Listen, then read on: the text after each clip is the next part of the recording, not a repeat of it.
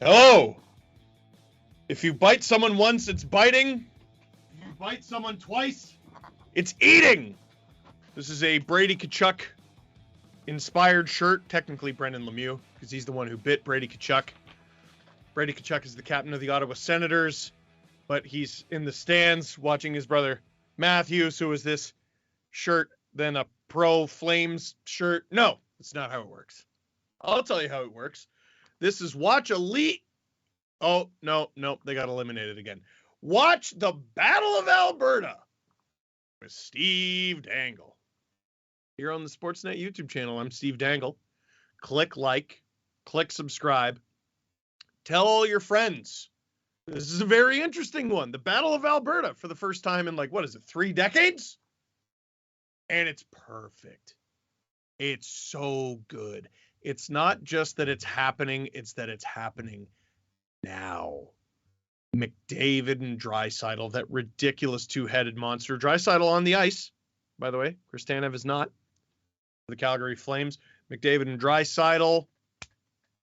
There was a lot of emphasis on can Deneau and Kopitar shut down McDavid. The answer ended up being no, and now we got Elias Lindholm, Selke nominee, and McDavid's licking his chops.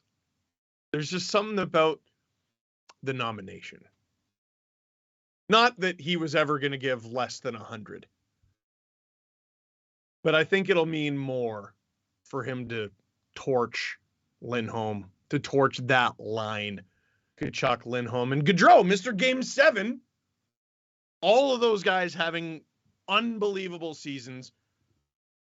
Haven't even mentioned Markstrom. Mike Smith turning back the clock on the other end of the ice. Dude, this rules. It's the biggest news story in Alberta. Oh, wait. Not to get political, but the premier of the province, Jason Kenney, resigned, I believe, less than an hour ago still. On the eve of the first Battle of Alberta in 3 decades. Scott Wheeler from The Athletic. Where's the tweet? It was a great tweet. Has there ever been a greater news dump in the history of news dumps? Game 1, Battle of Alberta, 30 minutes to puck drop. Probably the most preoccupied the people of the province have been in almost 3 years. And I'm stepping down as premier. Yeah. And we're all gonna, listen, nakedly, we all know, yeah, it's a news dump. You're trying to get in under. And even though we all know exactly what it is, we're going to fall for it because the Flames and Oilers are going to do something ridiculous tonight. I can't wait to see what it is. What is that ridiculousness?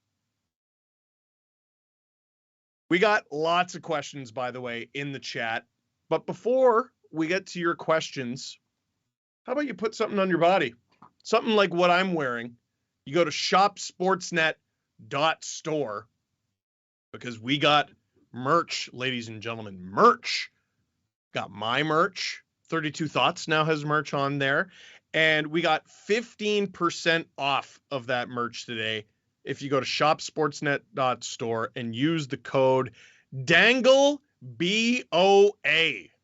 Yeah. Dangle, B-O-A. That's Dangle Battle of Alberta, or just B-O-A, Dangle, B-O-A, to get 15% off the merch store today. Shopsportsnet.store. Look at that graphic. Look how professional. Let's get to some of your questions before we get to puck drop, which I believe is in 10 minutes. That's what I've been told, but when it comes to puck drop, they tend to be dirty liars. Joe, who's winning this series and in how many games? Joe, nice try. First of all, you have an admitted Leaf fan who's broadcasting the Battle of Alberta. I am the one thing uniting these two fan bases right now. I cheer for the Flames. I cheer for the Oilers. We don't get along, and we're not going to get along for the next 4 to 7 games. But we can be united in hating this piece of crap from Toronto. And I'll have you know I'm from just outside of Toronto, and then it got amalgamated into Toronto. But now I live outside of Toronto, like most people born in Toronto. All right. I'll try not to mention Toronto as much. You want me to say who I think is going to win this series and in how many games. And I just feel like that's unwinnable. I just don't. Okay. I do not care who wins. I don't care if it's Calgary. I don't care if it's Edmonton. Here's what it is, and I don't think I'm being unfair. Calgary had 111 points in the regular season. Edmonton had 104. Based on the regular season, Edmonton finishing second in the Pacific, Calgary finishing first. Calgary should be the favorite. They both required 7 games to defeat their opponent. Calgary's goal differential in the regular season was plus 85. Edmonton's not bad, plus 38, but it's not 85. Calgary probably has the offensive advantage. They probably have the defensive advantage. They probably have the goalie advantage. But it's like we have a Hulk. The Oilers have McDavid. And also, I will point this out, the points that the Oilers got in the standings with 104, the goal differential, it's not a true representation of what this team is, because something that the Edmonton Oilers did this season that the Calgary Flames did not was fire their coach. And I think we can agree that the Edmonton Oilers are a different team since Jay Woodcroft took over behind that bench. Evander Kane was a very unorthodox, I'm not going to say off the board. Everyone knows Evander Kane is good. I don't think the knock on him was ever that he can't score goals or play in the National Hockey League. But how many players have their contract? How many former 30-goal scorers have their contract terminated mid-season and then become available? So that's huge. Mike Smith playing the best he has probably all season. Evander Kane joining the fold. Jay Woodcroft behind the bench. Those are 3 enormous changes. And if you have all those things from the beginning of the season, you know, goalies have up and down. So maybe you take Mike Smith out of that. But if you have Jay Woodcroft behind the bench for the entire season, do the Oilers finish with more than 104 points? Do they potentially finish higher in the standings than the Calgary Flames? How many points on top of that 104 do you give the Oilers? Do you potentially take some of the 111 away from the Flames because the Oilers were able to get the best of them? I guess we'll find out tonight. Do you see how many words I use to avoid answering your question there, Joe? Master Potato, who will be the star of this series? So the answer is McDavid. And this just shows you how great he is. And every year, McDavid is the reason that every year we have to have the conversation that the Hart Trophy is not the best player award. It is the most valuable player award. And we get into arguments about the wording and should it be that way and everything. But the best player in the league is Connor McDavid. Full stop. That's it. So who's going to be the star of the series? The answer is Connor McDavid, and then everyone else is competing for second. Is it going to be Draisaitl? It's going to be difficult. Sounds like he's playing hurt. Kane had a pretty good series against the Kings. Matthew Tkachuk, he's got more to give. He's got more to give than he showed in the first round. He got weirdly preoccupied with John Klingberg. That's got to stop. Listen, you be a rat, be an agitator. But you got to be on the ice. You can't be in the box because you get a fighting major every game. Lindholm has got to prove why he's a Selke candidate. Gaudreau, the Flames, while outplaying the Dallas Stars, basically games 1 through 7, struggled to score. They need to have an easier time against Mike Smith than they did against Jake Ottinger, which I know some of you right now are rolling your eyes and you're like, that's ridiculous. I think you've forgotten what sport this is. This is easily the most ridiculous sport. You know, one game winner take all. Who would you rather have, Mike Smith or Jake Ottinger? Well, based on the numbers, you probably prefer Ottinger, but this is hockey, baby. Momentum, a groove, whatever you want to call it. Sometimes goalies in their 40s play the best hockey that they've ever played, or the best hockey that they played in a decade. And that's what Mike Smith is doing right now. Hinky, is Tampa Bay going to smoke Florida? So I think healthy Tampa is going to beat Florida. I don't know about smoke them, but with Tampa, it's extremely difficult to handicap because Kucherov and Point, like those are significant injuries. Every team has guys who are playing hurt in the playoffs right now. So there's too hurt to play and there's playing hurt, which are two very different things. But if you have someone who's meant to be a star player and they're giving you 60% of what they're capable of, kind of changes who you think is going to win and who isn't. But Tampa still looked pretty dominant in that first game against Florida. Newfie guy, Steve, this is past your bedtime, no? Hey, Newfie guy, this is past your bedtime, no? You're a time zone and a half over from me. Is it a time zone and a half or two? It's a time zone and a half. Because you got to have your own half hour for some reason. Let everyone know, no. We're special. This is not past my bedtime. But I think I'm going to be very sleepy. By the way, watch a Leafs game. No, shoot. I'm going to do that a bunch of times. Watch the Battle of Alberta with Steve Dangle. Sorry. You say watch a Leafs game with Steve Dangle 500 times in the span of like 2 weeks. You're going to slip up. Watch the Battle of Alberta with Steve Dangle in game 1 and in game 4. We'll see what happens after that. I will not be here for games 2 and 3. But Grav, who is also on the Sportsnet YouTube channel, a lot of Flames fans, you'll be familiar with Grav from him streaming the Stars versus Flames series in the first round. He's going to be handling games 2 and 3, and then we'll see where the series goes after that. Cole, where did Oilers fan Steve go? Okay, so I'm in my house now, obviously, and I've been stuck in here making videos for Sportsnet in my house since the beginning of the pandemic. We used to shoot the Hat Picks and Dang It's videos in the Sportsnet digital studio. And a lot of the stuff I would come up with was literally just me looking around the studio at the memorabilia and like attire we had and just grabbing it at random.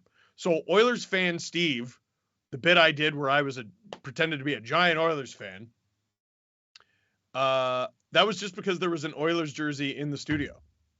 So Oilers fan Steve is in the Sportsnet digital studio because I don't own an Oilers jersey. I don't own a Flames jersey either, but you will see, nope, you will see right there, I got a Jerome McGinley figure, and that's a Jerome McGinley poster right there, and obviously the golden goal. But I think Flames fans and Oilers fans alike can get in on the golden goal. Feeling good about that. Jerome McGinley was my favorite non-Leaf growing up, to the point where I have a golden doodle, a dog, named Iggy.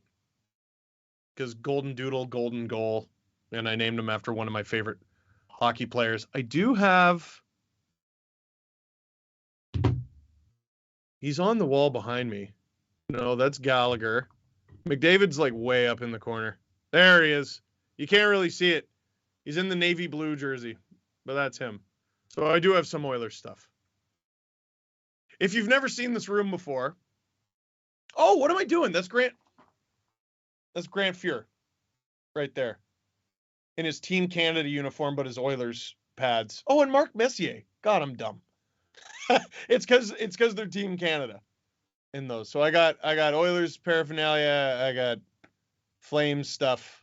I got it all, and it's all next to each other. If you notice this goofy little room, I have the figure and I have a picture of me with the person above it. But enough about me. Let's get to the Battle of Alberta. 3 decades in the making. Oilers, Flames, Game 1 in Calgary starts now. Ref making it real dramatic. Wes McCauley and Eric Furlat, the crew, officiating this game. Worth noting that they have the fewest penalties called per game so far in these Stanley Cup playoffs. 2 of the most experienced officials in these Stanley Cup playoffs, both of them 1,000+ regular season games each, over 100+ Stanley Cup playoff games each. Makes sense. Whoa! Are you joking me? The first shot of the series, less than 30 seconds in. Are you serious? Elias Lindholm. What? What? Well, the Flames have scored on their last 2 shots in these Stanley Cup playoffs. The Game 7 winner against Jake Ottinger in overtime, and Lindholm, first shot of the series against the Oilers on Mike Smith. Matthew Tkachuk's got to be feeling lonely. What a shot from Lindholm. Mike Smith deep in his net. Man, that's a rolling puck too. I wonder if Smith had difficulty reading that shot, because Lindholm shouldn't have been able to rip that thing the way he did. Even my voice can't believe it. In less than 30 seconds in, it's whoa! It's 1-0 Calgary, almost 2. Barely 40 seconds deep in this thing. The Oilers got to get this under control. Here they come again. Flames. Mangiapane! Are you kidding me? Are you joking? There's no way! The Calgary Flames have now scored in their last 3 shots. What? Mangiapane, the savior of my hockey pool this season, got him off waivers. Depth pick of the Calgary Flames a few years ago. Not a bad one. Artemi Panarin, who? This is the real bread man of the Stanley Cup playoffs. And just like that, I'm not sure we're even a minute into this thing, and the Calgary Flames lead the Edmonton Oilers 2-0. I can't believe it. They haven't even broken a sweat. A timeout from Jay Woodcroft. That's a tough. Oh, it wasn't 2 goals on 2 shots. Well, that ruins my little thing. That ruins the theme that I was going with.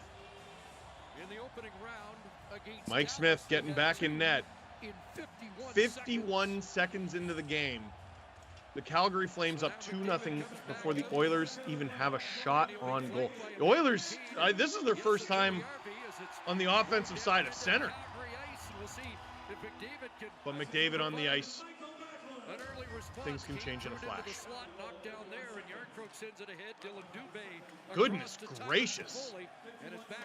Who anticipated this? Watch the Battle of Alberta with Steve Dangle. I'm Steve Dangle. Click like, click subscribe, tell all your friends. Oilers fans, I always said in the last series that I did, between the Lightning and a team that I am mad at, that if you click like, it means goals for the team that you cheer for. And I was amazed at how often it worked. So you better be clicking the crap out of like. What a rockin' start for Calgary. Reminder, I cannot hear the broadcast. I can't hear whistles and everything. So if I repeat what the broadcasters are saying, my bad.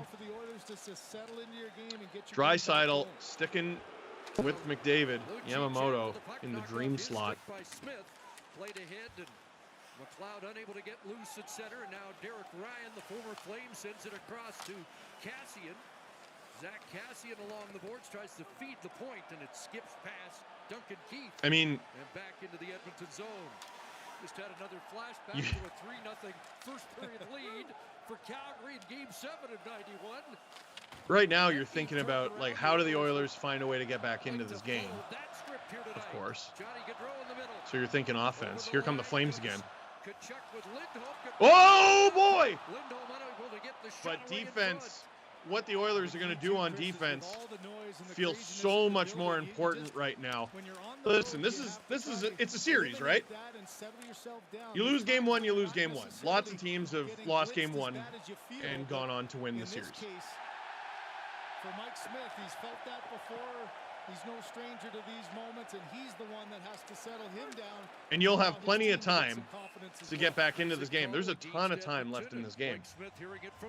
But the Calgary Flames are not just going to sit back. Oilers don't have a shot on goal yet. Flames are dominating them right now. It's hard to pin it on anything other than, oh my God, like that can't go in.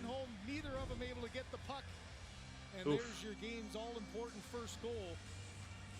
Out-of-town scoreboard after not being able to tie it until the dying moments of the game. Carolina won in overtime over the New York Rangers. Ian Cole with the overtime winner for the Carolina Hurricanes. Thank you, producer Drew, for the out-of-town scoreboard. It'll be interesting to watch. Carolina won that game in overtime with as many goals as the Flames currently have. And here they come again. Oilers turn it up the other way, but it looks like they'll be heading to the penalty kill. It's the red sweaters that are moving their feet and creating the chances. On both goals, they won. Tyson Barrie going to the box. We got an interview with Tyson Barrie and Colby Armstrong that we'll show you in the second intermission. Yep, he gets into the hands of Mangiapane. If you're ever looking for an important penalty kill on the road for the Edmonton Oilers, Affects possession. He goes to the box, and the Flames have a chance to take a 3-0 lead here on the power play. 2 for 24 in the first round. Oilers with a really good penalty kill, though. Oh! Pass and the shot knocked down in front and a clear here for the Oilers. A shorthanded goal would be, what was that, Jake? A shorthanded goal would be pretty handy right now. Here's Gaudreau working it across, and the Lindholm pass failed to click. Zach Hyman out for Edmonton in a penalty-killing role. And Duncan Here come the Oilers. with him. Here's Hyman on the back end. And Oh! First shot on goal comes shorthanded for the Edmonton Oilers. And Duncan Keith at center ice will bring it back in and fire that into the glove of Markstrom. And a Markstrom quick whistle tried to keep the play alive, didn't work. He gets the whistle. Puck kind of rolled up Markstrom. This is where you rely on the experience of Duncan You Keith. saw Zach Hyman take it hard, and for Mike Smith, you just have to channel. The Blackhawks didn't get to their 3 cups you know you got a lot of hockey left. You know you got a team by that can dominating score goals everyone in all the front of time. you. You've got to send a message to the bench. Although that our you're memories okay can now, trick and us into they're gonna thinking settle that. in, and that's going to be the key They had to for crawl him back to in a few situations. get the In message fact, to his team when they won the 2013 Cup, they were losing that game with about 90 seconds to go. Ended up winning without even needing overtime. They got to find a way to get back into this one. That's a good shot. Rebound stopped by Mike Smith. On the doorstep again. He'll feed it Oh, back to the line. Flames managed to hold on to it. Hanifin down low. Backlund in front. Oh, Banks. rebound, and it's into the glove Range off Dylan Dubé. of Mike Smith, right on cue there stopping for Smith. Dylan He had a Dubé. little That's nod to the official there. Yeah, biggest I'm save of the okay. game so You know, far. this next one is such an About important 4.5 goal. minutes It's in. really important for him to send the message Smith to his handling team. that one There's with a little bit of couple difficulty. bouncing punts he's That's able to go. This is probably great. doesn't want to give up that rebound the way he did, but that is a huge stop there on Dylan Dubé. Smith gets the whistle. Dubé Flames looking for win the his face-off first off the scramble. playoff goal Hannafin.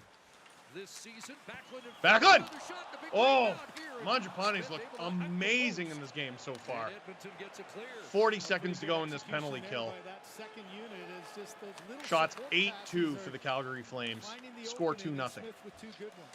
Under a half minute remaining in this. Flames get a first deed. Calgary power Mike play. Smith. Edmonton did I not usually have say if you're a kill. goaltender, 10 the goal. Power play That indeed. might have saved one right there, but the Save. Flames hold the zone. Here's Hanifin down low. He'll get it back. Hanifin looking for his Working it first around. The effort. Oilers real tight. Goal that glanced off the stick. Flames didn't have a lot going on in front.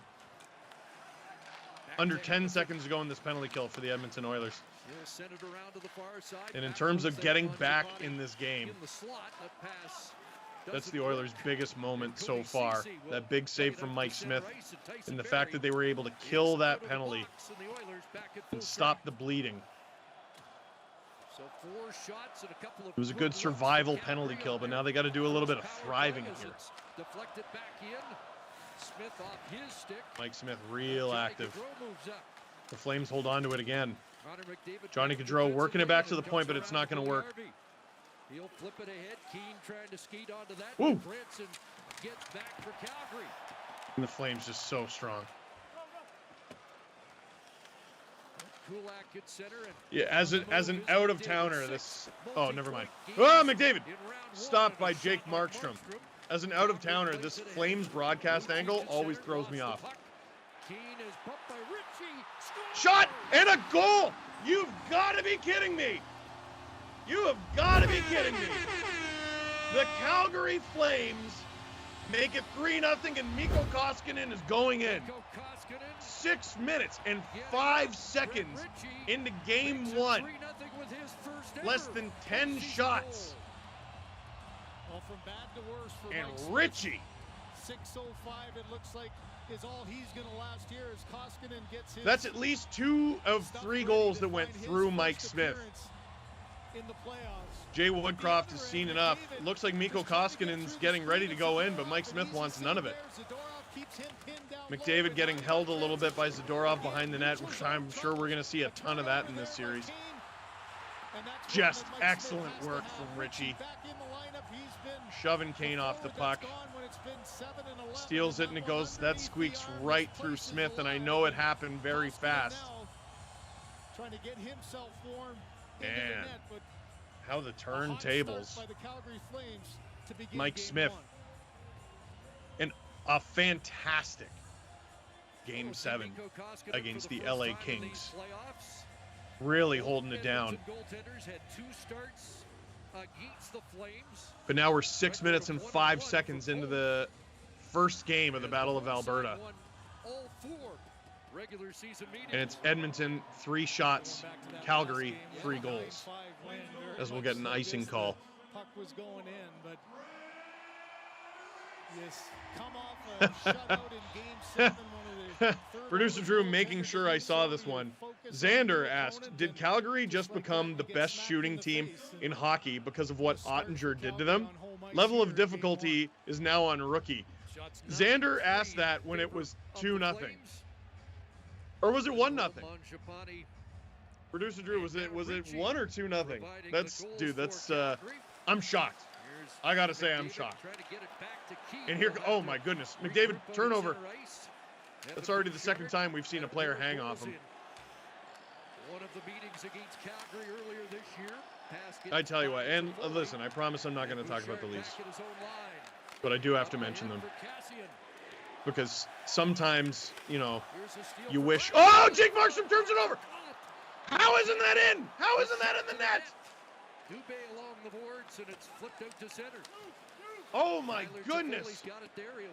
The Oilers with their best chance, and I can't believe they didn't score on it. Producer Drew getting in my ear saying that it was 1-0 when Xander said that funny question, and now it's 3-0. What I was going to say is sometimes Leaf fans complain, Matthews should be drawing more penalty calls. And they're probably right, but I watch what McDavid has to put up with in the playoffs each and every year, and it's shocking. Flames put it on. Almost make it 4-0 there. The Oilers get it out, and they survive, but they need to thrive. Mangiapane, high and wide. Out to center ice, Branson plays it back in, and Brett Kulak ahead. Tyson Barrie's on the move. Wide on Zadorov. Barrie, whoa! Rebound, big rebound. And a big hit there along the boards in front. Big rebound, McDavid! Scores! And Edmonton gets... There he is! There he is! No game is ever and there's your answer, truly over. Goaltending change, try to You've got Connor McDavid on your team. And the Oilers need to crawl back from 3 goals down, and there's 1. Rebound, Flames not quite able to handle it. McDavid, patience. Watch out, how many moves? 1, 2, 3, 4. Oh my goodness. 4 or 5 moves before just tucking it 5-hole on Markstrom. McDavid with his 15th point of the playoffs. changes this game. And the most important player in this series. And a 2-goal deficit for the Edmonton Oilers. McDavid now with goals Shows in up 4 rather consecutive quickly. games. That's his 5th goal of the Stanley Cup playoffs. So now I think you understand what I mean by surviving and thriving. It just changes the entire outlook for you when you're the team that's getting blitzed. It Oilers settles everybody down. You know that you've have been scored doing 3 goals more in sinking than many swimming, I times, should and say. you've got so much of this hockey game left Some to go. shifts where they just avoid not getting scored on, which based on the way the beginning of this game went, has been a victory. That's surviving. McDavid with that goal, that's thriving. McDavid on that left flank, and Goodbranson steps into him. And for as rocking as this building has been, watch how quiet it gets if Edmonton scores here in quick order. Or watch how loud it gets if Calgary goes up 4-1. Here's Johnny Gaudreau working it around. Look at him dancing. Anderson Gaudreau. Oh, there's a rebound. The puck is loose. Gaudreau. Oh, I thought he got that. What? Whoa, it's still loose. I definitely. So there it comes into play, me not being able to hear the broadcast of the game. I thought that play was dead. I want to get a replay of what happened there. Koskinen, he's doing all this basically ice cold, by the way, coming into this game in relief of Mike Smith. Puck trip, oh! Trickles behind him, but it dies in the blue paint. Watch the Battle of Alberta with Steve Dangle. We'll be right back.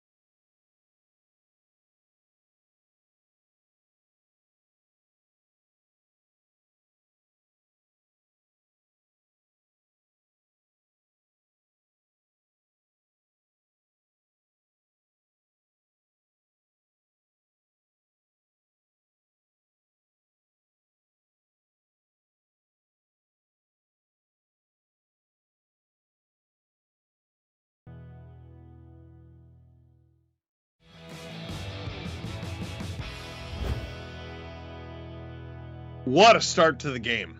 Watch the Battle of Alberta with Steve Dangle. I'm Steve Dangle. Click like, click subscribe. Tell all your friends. For those of you just tuning in, where do I even begin? Lindholm puts the Flames up 1-0, less than 30 seconds into the game.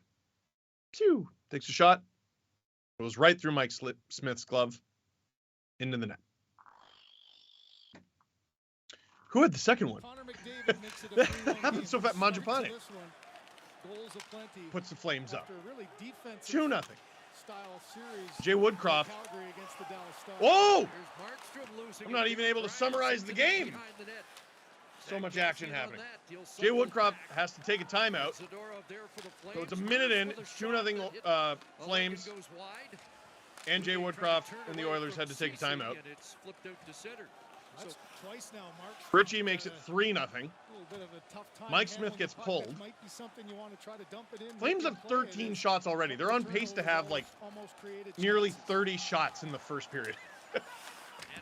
But McDavid scores a dazzling goal, as he always does. And the Oilers have life. And here comes McDavid again. Trying to get it to the net and broken up by Hannafin. Chris Russell. Flames, they've been getting away with a little bit. Yeah, yeah, it's a jinx if I ever saw one. They played with fire, and they got burned. They were hanging off of McDavid a little bit. You saw a little shot. I didn't see who it was, but one of the Flames defensemen with one of those little Just a quick jab in the lower back, which the NHL is slowly doing away with. And then I don't know how Backlund thought he was going to get away with that. He makes the call early on, so a power play opportunity to cut it to one. A power play. If that is the precedent, these are two of the most experienced officials in the NHL, right? This is Wes McCauley and Eric Furlat. That's the precedent they're establishing in Game 1. Now Backlund knows if you're going to be shadowing Connor McDavid, you can't be getting away with that. We got a clash of the Titans. The #1 power play versus the #2 penalty kill. Oop, Koskinen flubbing that one, and the Oilers will have to go into the corner to get it. That kills significant seconds. Oilers get it back, though. And they'll break out. 30 seconds gone here on this first Oilers power play. McDavid carries it in. What happened?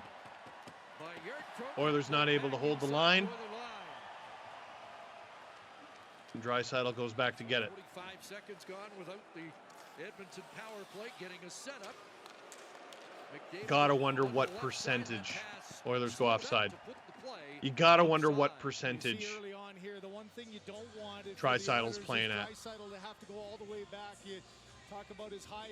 Never good. Like, this is never a good sign in the playoffs when the local reporters are tweeting that you're on the ice for warm-up. You might say, well, that's ridiculous. That's a good sign that he's on the ice for warm-up. Yeah, it's a sign that he's playing. It's not a sign that he's playing comfortably. Duncan Keith at the controls. They have to say, you're on the ice for warm-up. You're battling. Flames carry it out. They've had an excellent penalty kill so far. Tyler Toffoli puts it on. Stopped by Koskinen. Evan Bouchard will defer, and the veteran Keith. Keith carries it out. Ryan McLeod over the line.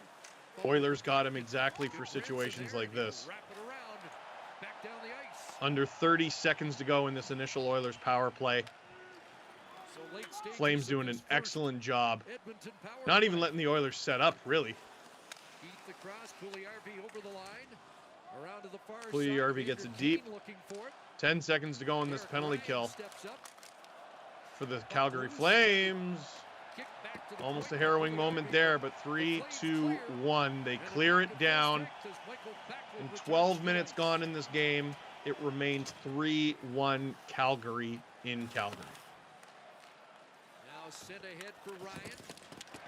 Oh, my goodness. Calgary's laid a few pretty mean-looking hits already in this Battle of Alberta.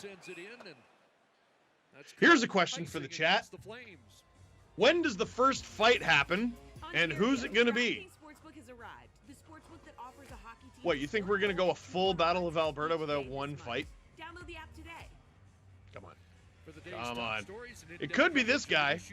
That matter to you, tune into Canada's best national newscast, the National Not exactly a popular figure with the Edmonton Oilers, Matthew Tkachuk. Not exactly a popular figure outside of the Calgary Flames, which I think is why the Flames love him. Here come the Edmonton Oilers. Oh my goodness, that was a good chance in front. Not able to get the shot off. Tkachuk gets it deep. Here's that big line. In front! Oh! And here comes Tkachuk. Ooh, shows a little bit of restraint there.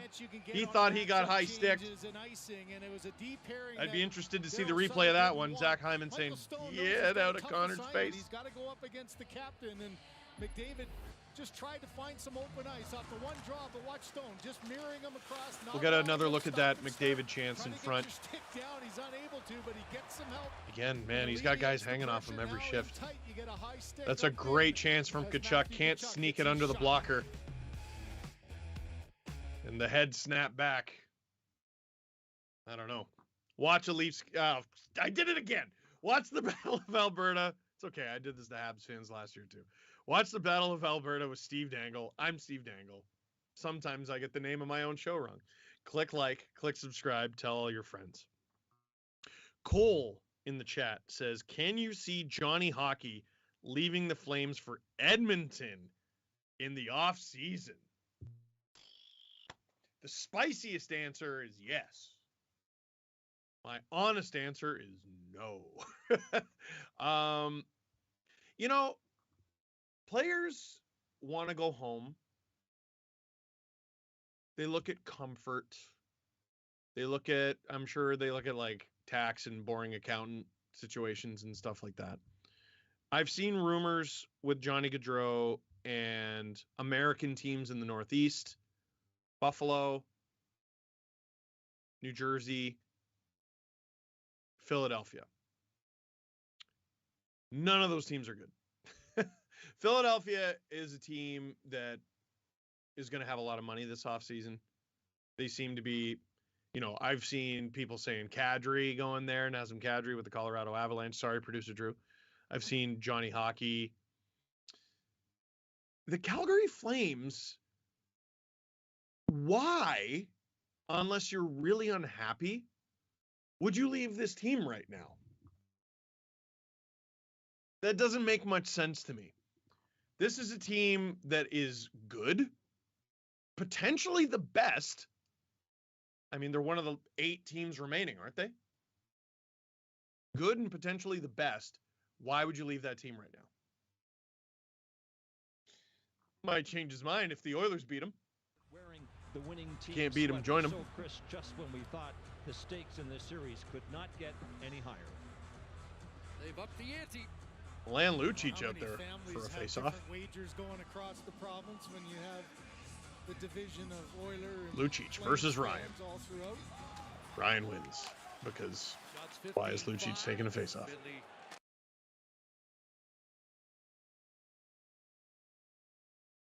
And the power goes out in Calgary.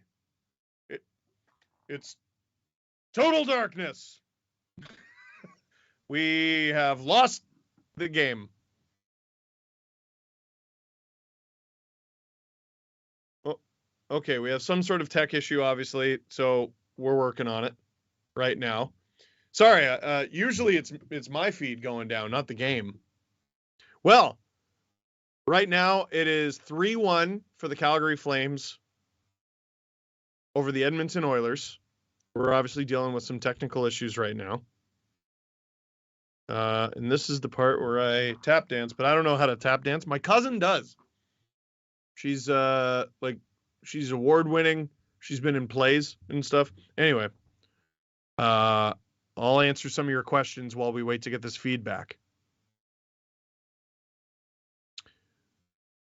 YEG Mayhem. How much stuff have you broken in anger after your team's loss? I'm not that. I'm not that. I'm not yell and smash stuff guy. I'm scream guy. Into a camera, though, so it's okay. It's normal and okay if you do it on camera. By the way, watch the Battle of Alberta. Watch the Stanley Cup playoffs with Steve Dangle. I'm Steve Dangle. Click like, click subscribe, tell all your friends. We're obviously having technical difficulties. We lost the game. We'll get it back very soon, we hope. Grav, who's supposed to be doing games 2 and 3 of this series, asks, can I use the blue room while you're gone? Yeah, sure, man. Don't you live in Texas? Oshawa's kind of far from Texas. I don't know if you know that. Trying to think of any Dallas Stars who played on the Generals. I can't. Sorry, Grav. We only talk about teams who are still in the playoffs, so your team, my team, they're no-goes. We're talking about the Flames and the Oilers. That's all we got. Roy Kahn. Who are the first players you think of all time when you see the Oilers and Flames logos? Oh, that is such a good question. Well, okay, Jerome McGinley is my default answer for the Calgary Flames. He's one of my favorite players growing up. Amazing memories with the Flames and amazing memories with Team Canada. Just amazing memories. And he was their captain The context here is important. The age is important. So I was born in 1988. And that's going to be very important when it comes to the Oilers. Because Jerome McGinley was drafted when I was like, 8, 9. And he only retired a couple years ago. So he's been a Calgary Flame, or playing hockey, because at the end of his career it got kind of weird.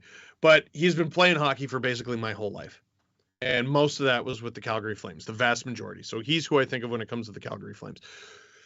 The Edmonton Oilers, the default easy answer is Wayne Gretzky. But when I was a kid, Wayne Gretzky was an LA King. Like, I don't remember how many years I'd been watching hockey when I learned that Gretzky was even an Oiler. I was born in March of 88, and he was traded to the Kings in, what was it, August? Like that summer? It was mere months later. Oh, we got the game back. Hooray. Look at us. So now we're catching up on what's going on. Duncan Keith going to the box. Calgary with a power play, a chance to increase their lead. Face-off won by Draisaitl, who heads off after the Edmonton clear. Second power play of game one. Over the course of my life, though, the Oilers have gone through so many different players. For 14 at home in the playoffs. Toffoli across. Oh, Johnny Gaudreau! Beautiful chance in the slot as the Oilers get it out. Boy, a little reach there for Gaudreau, just had to gather that puck. But I loved reaching forward for it, but watching the old Oilers versus Stars series. So this might be a weird answer, but I'm going to say Todd Marchand. Oh! Oh, what happened to Yamamoto? Marchand punched him in the head there. He had a weird toe pick. He wasn't able to get his shot off. And here come the Flames. 2-on-1. Anthony Tkachuk shoots. Up and over. And out of play. All trading chances. Todd Marchand and Cujo. You know that the Edmonton Oilers are even though he was the lead. Well. Here's the play by Gaudreau in the slot. That Game 7 overtime save is burned into my memory. It's one of the best saves of all time. Darnell Nurse was in offensively. This is a great stick here by Russell, not allowing that. That was a good deflection up. This penalty kill almost half over for the Edmonton Oilers. Comes on and Backlund wins a draw. Back to Michael Stone, who has been good, and perhaps a bit of a jinx. Oh! Oilers don't go down 2 men there. Perhaps a bit of a jinx. At the beginning of the game, I told you that Wes McCauley and Eric Furlat were the officials for this game, and they have the fewest penalties per game of any official still in the playoffs. That's a good poke and a good clear. About half a minute to go here in this Flames power play. Still over 4 minutes to go in this first period. The Flames already have 17 shots. What a stunning, dominant performance to start this game. No feel-out period, no warm-up, no nothing. Yeah, it's a big penalty kill again, and you think for Daryl Sutter, this is Mikko Koskinen, who didn't start this game in net for the Edmonton Oilers. Makes a save. Already, and power play's been a problem so far. It's unreal that Mike Smith got pulled, what was it, 6 minutes and 5 seconds, I think, into this game. And he made like a miraculous save in that time, too. Kind of wild that he also allowed 3 goals. Calgary Flames.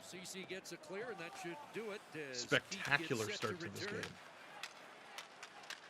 But the Oilers, good penalty kill. Second power play 0 for 2. That's been between the penalty kill and McDavid. That's what's holding them in this game. And here he comes. God, he's fun to watch. Kane puts it on. Stop. Flames get it out. Oilers try to catch the Flames on a line change. That was pretty sloppy. But the Oilers scampering back as well. Whoa! Body flying across the screen there. All I saw was a blue, white, and orange blur. Trying to get a hit to the forecheck against Tyson Barrie. Lucic with another hit as he Flames have done a knocks good down job. Kane. Wow! Steps into Holding the Kane. offensive blue line. There'll be some And I think we're going to get our fire first after that. fight of the Battle of Here we Alberta. go. Darnell Nurse and Milan Lucic. Are we going to get any actual fight? Very quickly, Brad Kovacic and Devin Berg. There's Evander Kane. Well, the hit for Lucic Goodness, there was just a sent massive McDavid bodies. flying, got the reaction, and as soon as Lucic looked around and saw that Kane Lucic with his gloves off, but no punches thrown. You're right, and the linesman jumped in quickly. That was a on both huge hit parties. on McDavid. Did he even have the puck? Lewis just getting him up on the boards. The whistle had just No. gone there, so it's a little bit of a late hit. Now I think you've got Lucic is Nurse going to get trying to called go, for and that. as soon as Lucic looked around He's and it going was for the puck, but he Kane. didn't have it. Linesmen get in, don't allow either guy to get free and get going. You know, so often you get a lopsided game early on. This is exactly what can happen. Boy. Both teams trying to continue with a spark. Lucic saying, I took a punch, I didn't get the fight. You punched me! Oh, Lucic didn't like that. And here, all I see in the box is Lucic at this point. Is Kane getting a call too? Looks to me like he's going to get the extra. I'm fascinated to see how this goes. Kane, look at Daryl Sutter's face, tells a lot Says there. Oilers power play on the broadcast right now. Just I the got to lead, that imagine me is the late hit after the whistle on McDavid. Lucic's getting at least two. But after all that, nothing else came of it. Was the call interference on Lucic, or are they still figuring it out? As it comes back to Tyson Barrie. Doesn't matter. Behind the net this They're time. still figuring it out, but There's McDavid trying to put it whatever. back to the point. Oilers power play, and they hold the line. Nugent Hopkins watched by Lindholm. Gets tied up by Lindholm. And the puck is clear. I don't know. For everything I get to say, hey, is the impartial Another big hit by viewer Zadorov here. that the fans were reacting to, and so often on the power play. You watch don't enough expect hockey, get you hit start in to those anticipate plays. McDavid took another one. And when a guy who doesn't have the puck gets hit, it stands out. Coleman comes up with it. And Ooh. gets the short-handed shot on Koskinen. It ended up being Has to roughing. hold on for a face-off in the Edmonton So I don't even zone. know if he got a penalty for the initial with McDavid hit. Zadorov, it's not a question of if you're going That's to very get hit, confusing. it's just when it's going to happen. It's 6'6", 235. McDavid, Coleman, I man, thought he could have tried hit him to hard, hit him take often. inside Appears to be the position, game maybe plan. felt he wasn't gonna As get Blake that Coleman lift. gets it on, stopped by Raced Mikko with Koskinen. McDavid, so tried the quick shot, but a smart Was that play to get Zadorov away on to McDavid? Koskinen and force the face-off in the Flames got a lot of defensive hard zone. hitters, man. I've been saying it for months. They're built for the playoffs. Out in a penalty kill roll. McLeod, Yamamoto on the ice now. For But the Oilers, who finished 7 points behind Calgary led out by in the Keane. regular season, Looking for Keane. That's did not cut off end by the season the same Yarncroke and way they back began. in. Jay Woodcroft has turned them into So a here different early on, team. Jay Woodcroft not extending that first power play. Let's That's see if he twice can now they've turn been them into a team just under capable minute. of winning a So series no against the one Calgary gets Flames, and it caught starts out by late. That's a bad crawling back play into for this the game in shorthanded game goal 1. would be so damaging Battle of here Alberta. for the Oilers.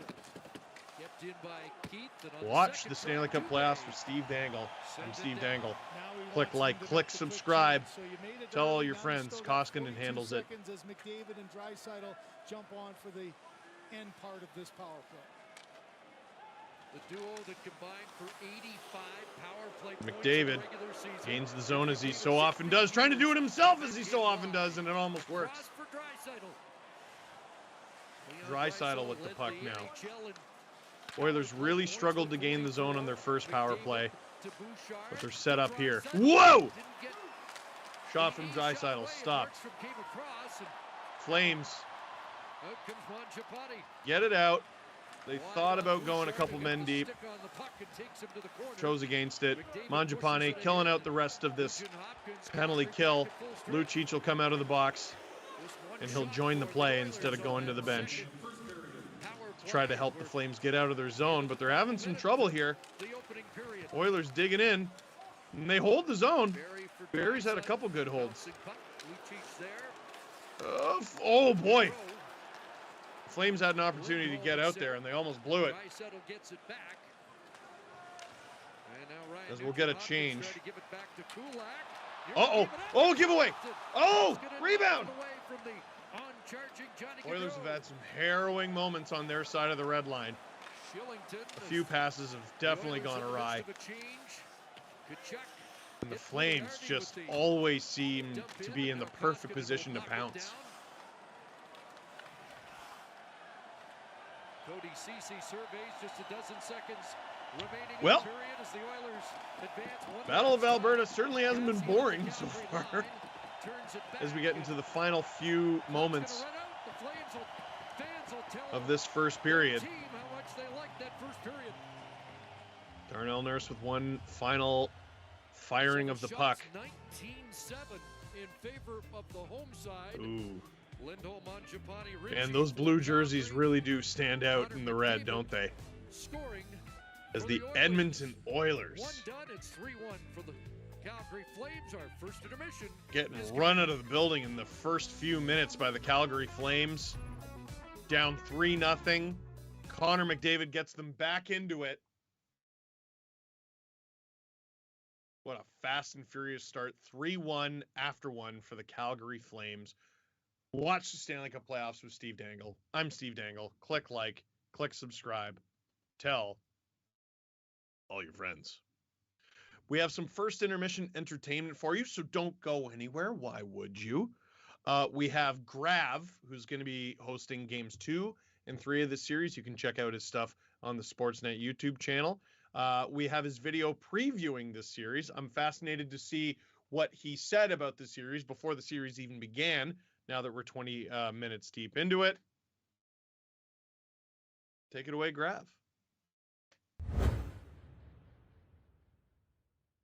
Hello guys, welcome back. Today we're going to be previewing the big round 2 Battle of Alberta matchup between the Calgary Flames and the Edmonton Oilers. Now we as hockey fans have been treated to some great matchups so far, but nothing is going to touch the intensity of this upcoming Battle of Alberta. And we have not seen these two teams match up in the playoffs since 1991 in the first round. 31 years later, the intensity is going to be high once again. But when it comes to this Oilers and Flames matchup, who will actually win this series? What do you need to know? And which team will advance on to the Western Conference Final? Watch till the end for all my predictions and the full preview, and make sure you hit that subscribe button to the Sportsnet YouTube channel for the best sports coverage around. And without further ado, let's get into the preview of this massive Battle of Alberta. Now, the first thing I want to talk about for both Edmonton and Calgary is the road they got to get to the second round. Both of these teams face teams that probably shouldn't have pushed them on to 7 games. Edmonton definitely has the rest factor here better than Calgary,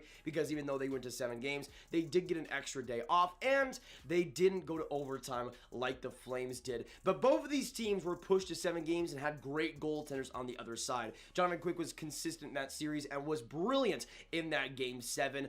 But for Calgary, they went up against an absolute mammoth in Jake Ottinger. In 7 games, he put up a .954 save percentage, and according to Evolving Hockey, had the best single series performance of any goaltender since 2007, with a +13 goal save above expected. So for Calgary's side of things, even though Mike Smith will likely be good in the second round, you might start to see some shots that didn't go in round 1 start to go Calgary's way in round 2. Now let's talk about that goaltending matchup for a second. Jacob Markstrom versus Mike Smith. And in terms of the top goal saved above expected in the playoffs so far, goes number 1 Jake Ottinger, 2nd Mike Smith, and 3rd Jacob Markstrom in terms of all NHL goaltenders in the playoffs so far. And their stats in terms of save percentage are pretty similar, with both goaltenders playing 7 games, and Markstrom having a .943 save percentage, a 1.53 goals against average, and for Mike Smith, he has a .938 save percentage with a 2.29 goals against average. So pretty close, all things considered.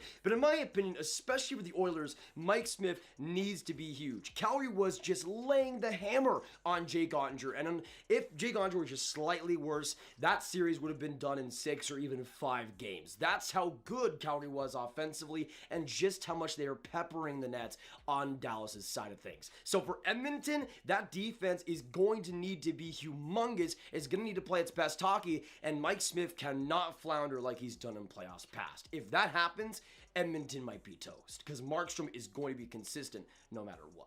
But personally, I still give the edge goaltending-wise to the Calgary Flames, mostly because with Mike Smith, even though he might still be good in this series, at the same time, there's always that nagging concern in the back of your head that wonders if this will be the series or if this will be the game that Mike Smith starts to flounder. With Jacob Markstrom, there's much more consistency there, and it just feels like he's a much safer bet to be that elite goaltender throughout this entire series. Now, one of the most interesting parts about this Battle of Alberta is the top end scoring for both teams involved. For the Flames, For a decent chunk of that series versus Dallas, there were some concerns that the top end scoring was going to be able to be there consistently, and by the end of it, they start to really get that production back. Gaudreau, of course, with the game-winning, series-winning goal, but he ended up finishing with 8 points in 7 games played. Tkachuk with 6 points in 7 games played, Lundholm with 5 points in 7 games played, and then Backlund with 4, and everybody else with 3, 2, and 1. So even though, in the end, Calgary got the win, the top end scoring wasn't as elite as Edmonton's. But again, once they do go back to maybe the lesser goaltender and Mike Smith,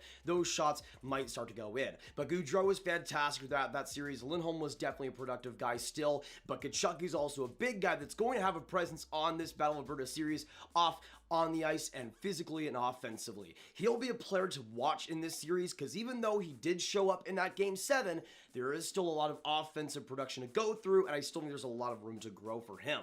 As for the Edmonton Oilers, of course, the top-end guy is Connor McDavid, who in 7 games had 4 goals, 10 assists, 14 points, putting the team on his back, but especially in those last couple of games, playing some of the best hockey of his entire life. And for Jacob Markstrom and that Flames defense, the fact that McDavid is playing this good is a huge warning sign. But outside of him, you also have Kane with 7 goals, 9 points in 7 games played, Draisaitl with 9 points in 7 games played, Ceci with 6 points in 7 games played, and the list goes down. Edmonton Stars were producing, and I also see that continuing in this series. But also another part of this Flames and Oilers matchup that I am really interested to see is the bottom sixes for both teams, because for Edmonton, that lack of depth has been a big problem over these past couple of years, and even though it has gone better, especially in these years' playoffs, for Calgary, I see the depth, especially on the forward side of things, as maybe their biggest strength, especially as we head into the playoffs. Throughout that series versus Dallas, even at points, if that top 6 wasn't getting it done, the bottom 6 was still creating chances, still making life hectic for Jake Onger and that Stars defense, and also playing great defense on the other side. If they get Tyler Toffoli going, if they get Mangiapane going truly, that just creates even more depth for the Flames,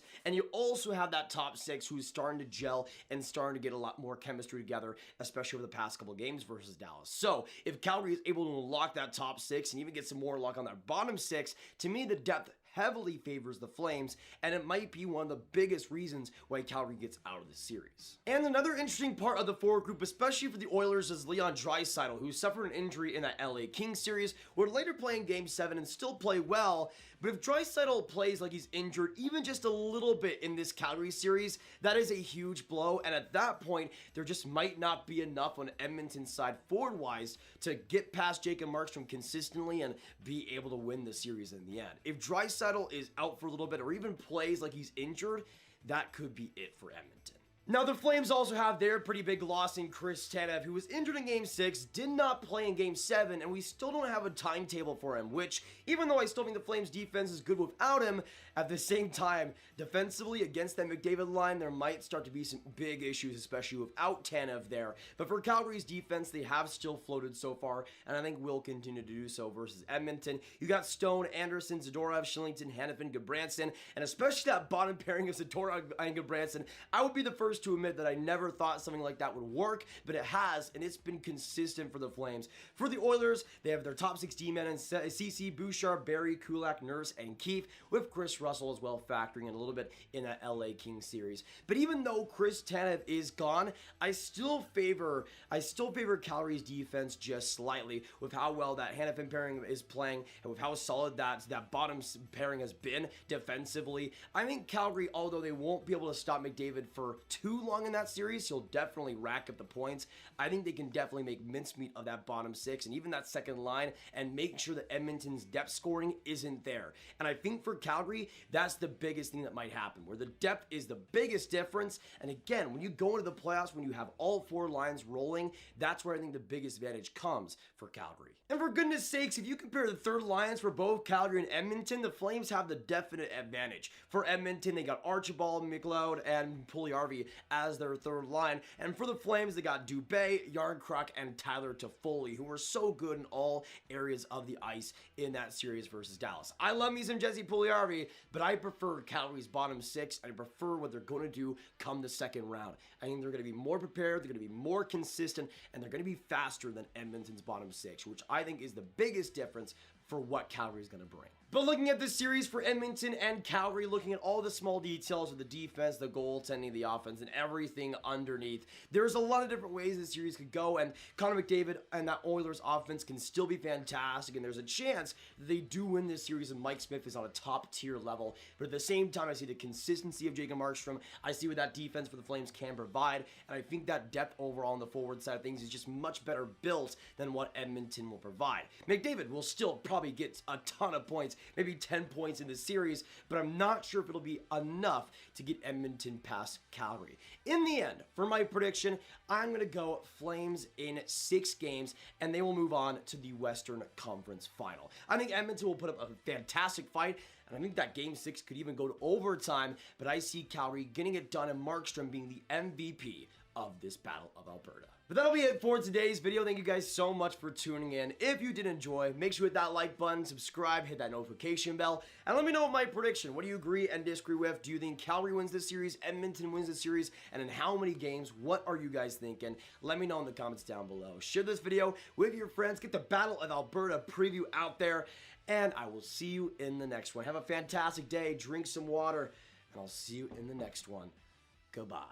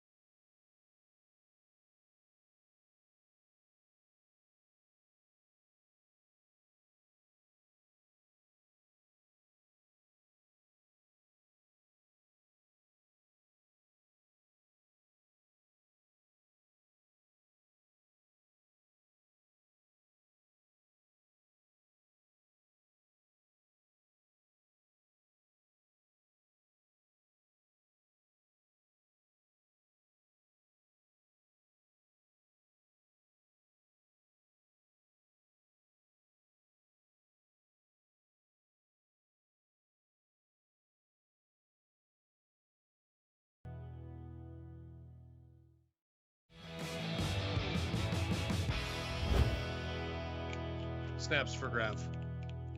Great intermission entertainment from that young man. He's 19. That's ridiculous. I started making videos on YouTube. When I was 19. Except that was in 2007. And I was not good. Grav is already this good. That's not fair. I fixed the thing. If any of you were getting upset about that during the first period. Watch the Stanley Cup playoffs. Watch the Battle of Alberta with Steve Dangle. I'm Steve Dangle. Click like, click subscribe, tell all your friends. Calgary Flames up 3-1 on the Edmonton Oilers. We had Lindholm. We had Mangiapane. We had Richie. We had Mike Smith getting pulled. And then Connor McDavid puts that little fear of Connor McDavid into the Calgary Flames. A goal and a drawn penalty in the first. He was great. But the Flames, in that first 6 minutes, did a lot of damage. We'll see if the Oilers can get back into this. They've had some big comebacks this season. And it's going to have to come from McDavid and his partner in crime. This question keeps getting asked by a lot of people. I saw Cash asked it. Do you keep Draisaitl on Connor's wing with him hurt, or do you need him to drive his own line in this series? Here's the problem, right? I think normal circumstances, unless you're losing in a game, I think if it's tied, if the score's close, there's more than 5 minutes left in the third, you don't need a goal immediately, right? You don't need to stack the line. Generally speaking, I think you keep McDavid and Draisaitl split up. The Calgary Flames are a really deep team, up front and on the back end. They have parts you probably target more than others, But I think in order to combat the depth that the Flames have, you got to create more depth for yourself as the Edmonton Oilers. The Oilers are a much deeper team up front than they have been in previous years. You know, the addition of Zach Hyman, the addition of Evander Kane. Jesse Puljujärvi is that's how you start a war in Edmonton, by bringing up his name. He's either amazing or a bum, or just fine, depending on who you ask. Under normal circumstances, I don't even think it's a consideration. Of course, you split up Connor McDavid and Leon Draisaitl because they're both more than capable of driving their own lines. And now they have the depth on the wing that allows them to both be spectacular, to have spectacular line mates as they drive their own lines. I wonder if Jay Woodcroft, who knows more about this than you or I, right? He knows how hurt Leon Draisaitl is. I wonder if Jay Woodcroft doesn't think Draisaitl is capable of doing that right now. Before we get back to the second period, shop sportsnet.store. I got to tell you about this. It's a special thing. It could be available to you. Well, no, it's not could be. It is available to you. Shop sportsnet.store.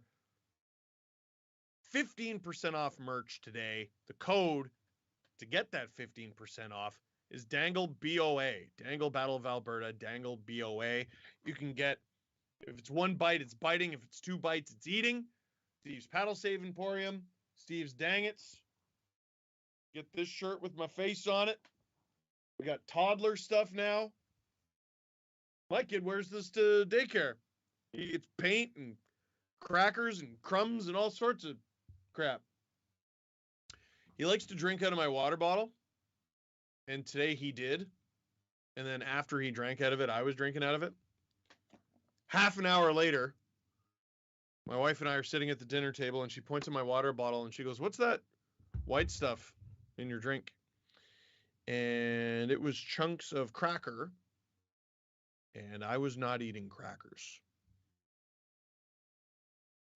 I poured it out. But having kids is wonderful. He's adorable. More questions from the chat. So yeah, sorry, to put a bow on that. Under normal circumstances, I would absolutely split up Connor McDavid and Leon Draisaitl, but you need Draisaitl to drive a line, and I wonder with his current injury if he's actually able to do that. Mike, do you think the Canucks made the right call by letting Boudreau come back? Letting Boudreau come back. That's an interesting choice of words. We see two Pacific Division teams who went through awful stretches at different points during the season. Oilers being one, the Canucks being the other. Canucks weren't able to dig themselves out of the hole. They missed the playoffs. Oilers were. They made the playoffs comfortably. But the Canucks were clearly a different team once Bruce Boudreau joined up. And it's not just that he's a good coach. It's that he's a good fit. Offensively minded coach, creatively minded coach for a team that, for its defensive warts, still has a spectacular goalie and also some really high-end talent that's only going to get better. So Boudreau and the Canucks, great match. I wonder about Trotz, because I saw he interviewed with Winnipeg. I'm not certain about the match. And if I was the Vegas Golden Knights, I would make Barry Trotz the highest paid coach in the league. Thanks a lot. Go Flames. Give Barry Trotz a team with Alex Pietrangelo on the back end and Mark Stone up front. Ooh. Didn't even mention Jack Eichel. That's tough. Second period. Battle of Alberta. Here we are. Back at center ice because it was fun the first time. We're going to do it again. What? He's laughing about it too. We all think it's hilarious. Flames 3. Oilers 1. Shots 19-7. Flames.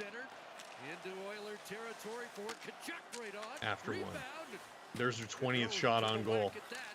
Less than 30 seconds into the second. Down the ice, and Well, that's an icing call against Edmonton. there's an So what icing did the call, Oilers but do we're in that room to try and 27 regroup after a seconds into the second, and the You Flames just have haven't to scored calm yet, yourself and which realize means that they the are game way isn't behind won their or pace lost from in the first. 51 seconds. As Lanny just Here said, come the you know, Oilers. there's so much more hockey left. You gotta Actually, they look at the came game kind of as a close there. 60-minute one, but now you gotta eliminate the Watch the mistakes. Battle of Alberta with Bad Steve start Dangle. in this Click game like, doesn't allow click you subscribe, another tell all your freebie friends. on a If you're an mistake. Oilers fan, you gotta hope click that like. Koskinen can settle Because if you himself click down like, it after means goals for your the team. I'm intermission telling to you get this. his mind dialed We in. were able to prove Only this in the 2 first shots round away from tying this game up, and with the streams that I that's did gotta during be the a first round. mentality, and on the flip side, What series you know, was I Calgary's streaming? looking that next goal Please don't because ask. it's It's so too painful.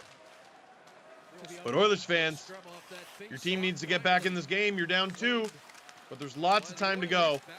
You can get back into the series by clicking like. Gosh darn it! Here come the Flames, and they score.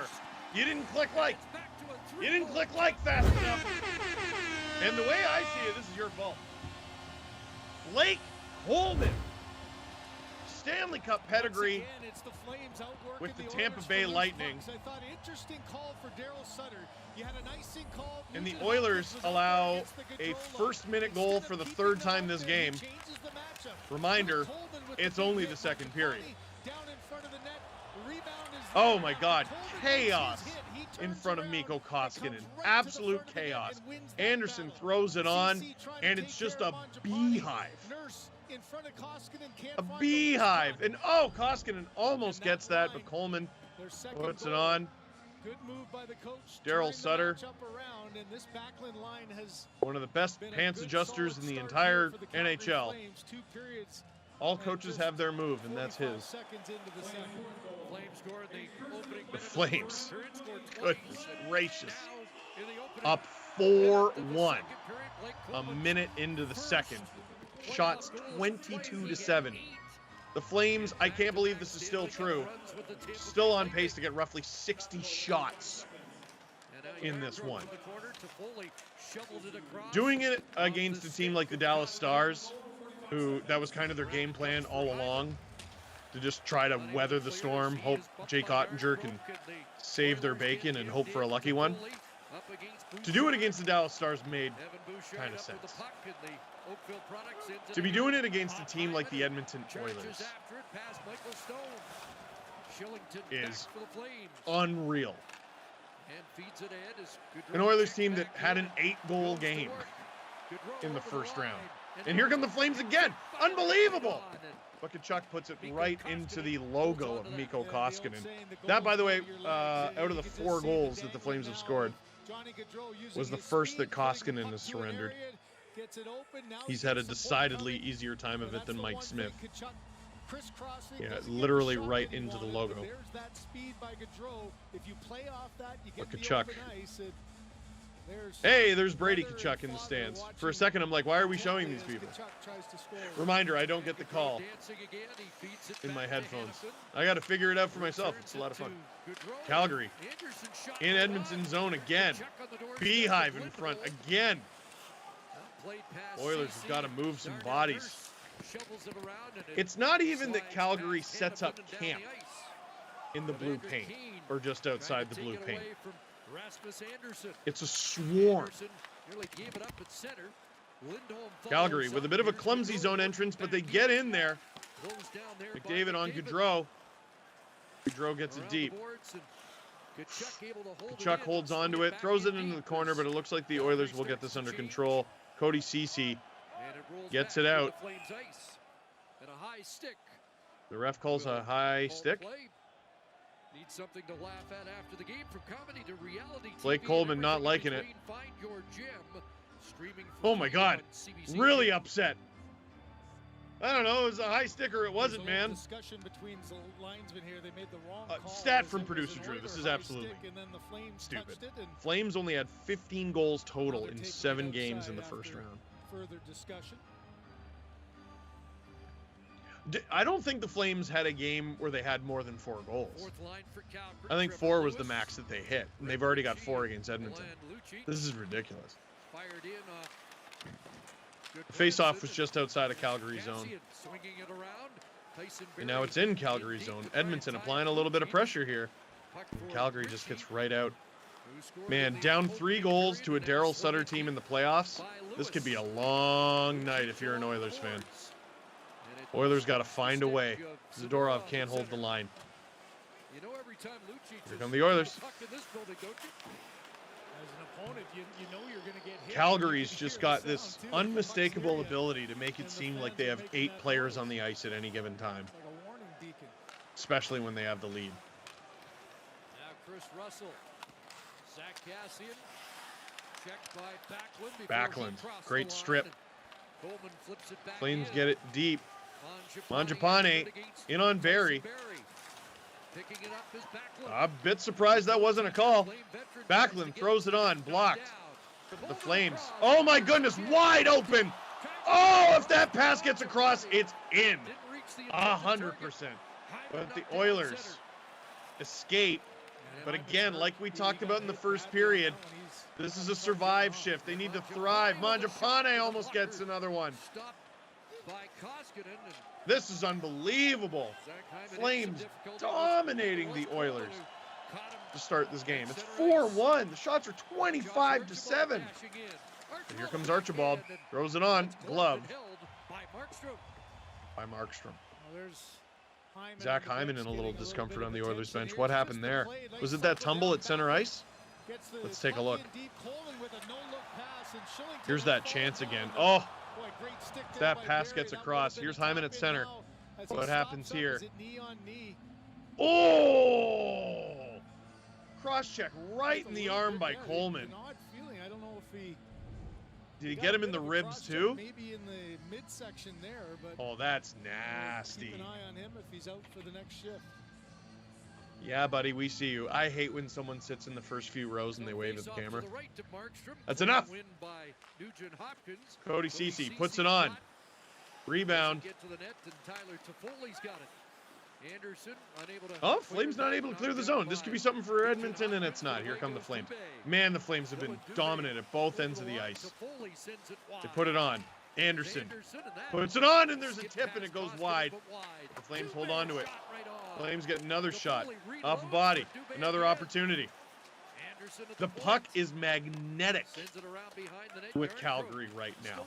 Even the rebounds, the stuff that goes off of butts and ankles and skate blades and sticks and everything seems to go back to them. And there's another scoring opportunity, this time for Noah Hannafin.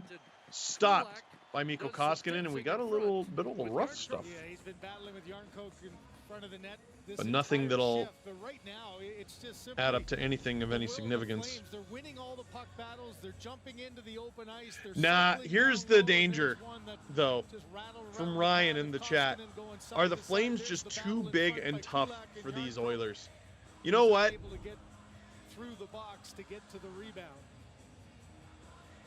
Remember when the Oilers lost their first game? Or no, sorry, forget the Oilers. Remember when the Flames lost the first game of the playoffs 5-0? And now look at them. Oh wait, that wasn't the Flames, that was the Tampa Bay Lightning. Remember that? Game 1. They lost 5-0. They end up winning their series against the Leafs. LOL. Pause for applause. Complement each other well. 340 goals. And they won Game 1 against Florida. And right now, you don't. And Florida's not out of it because they lost Game 1. Yelling for the puck. They know where each other are. You're not out of it because you lose Game 1. And take it from this Leafs fan.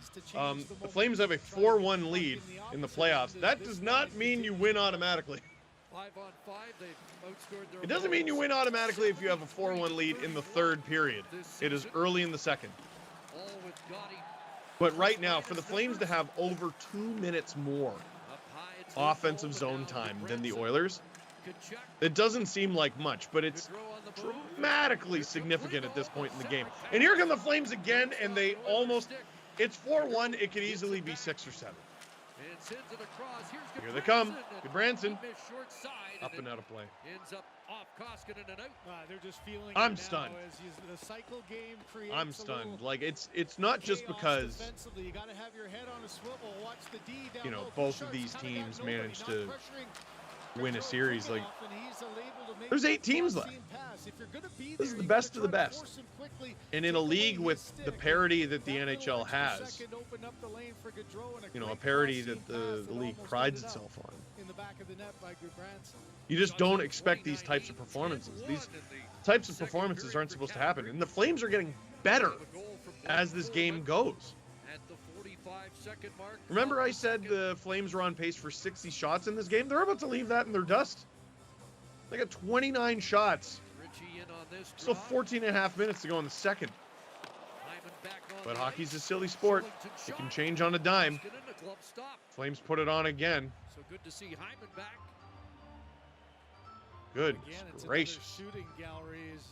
You remember the last series for You never know. Calgary, Edmonton Game could be 7, within 1 shots goal on goal. Jake Ottinger was just by the time they incredible hit to double-digit even get shots. that game into overtime, but the mindset You of gotta the get Flames there, right man. now is everything towards You gotta the get net, there. and they continue here with Draisaitl 30 on the shots draw. already with 14 left in the second period. Shot attempts 40 to 13 for the Flames. Mind-blowing. Whoa! You got to take advantage of opportunities like that, though. Blown tire.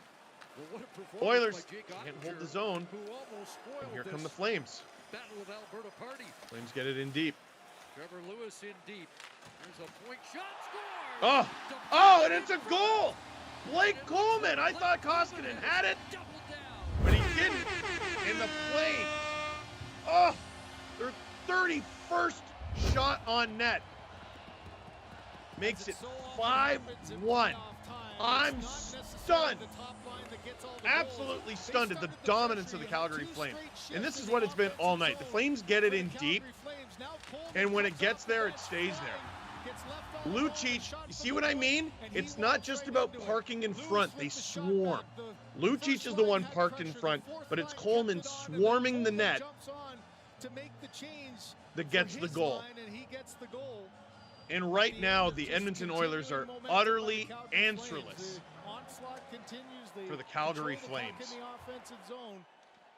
I thought coming in, the importance of those types of role players, this has been In a big bygone for era, Coleman to get there on would the be board. 10 pairs of gloves on the ice right now. Maybe 12 with the goalies. But Edmonton just does not have an answer for the Calgary Flames right now. Wow. Watch the Stanley Cup playoffs with Steve Dangle. I'm Steve Dangle. Click like, click subscribe, tell all your friends. Do we have a commercial break right now? We do. So we will be right back. 5-1 Calgary.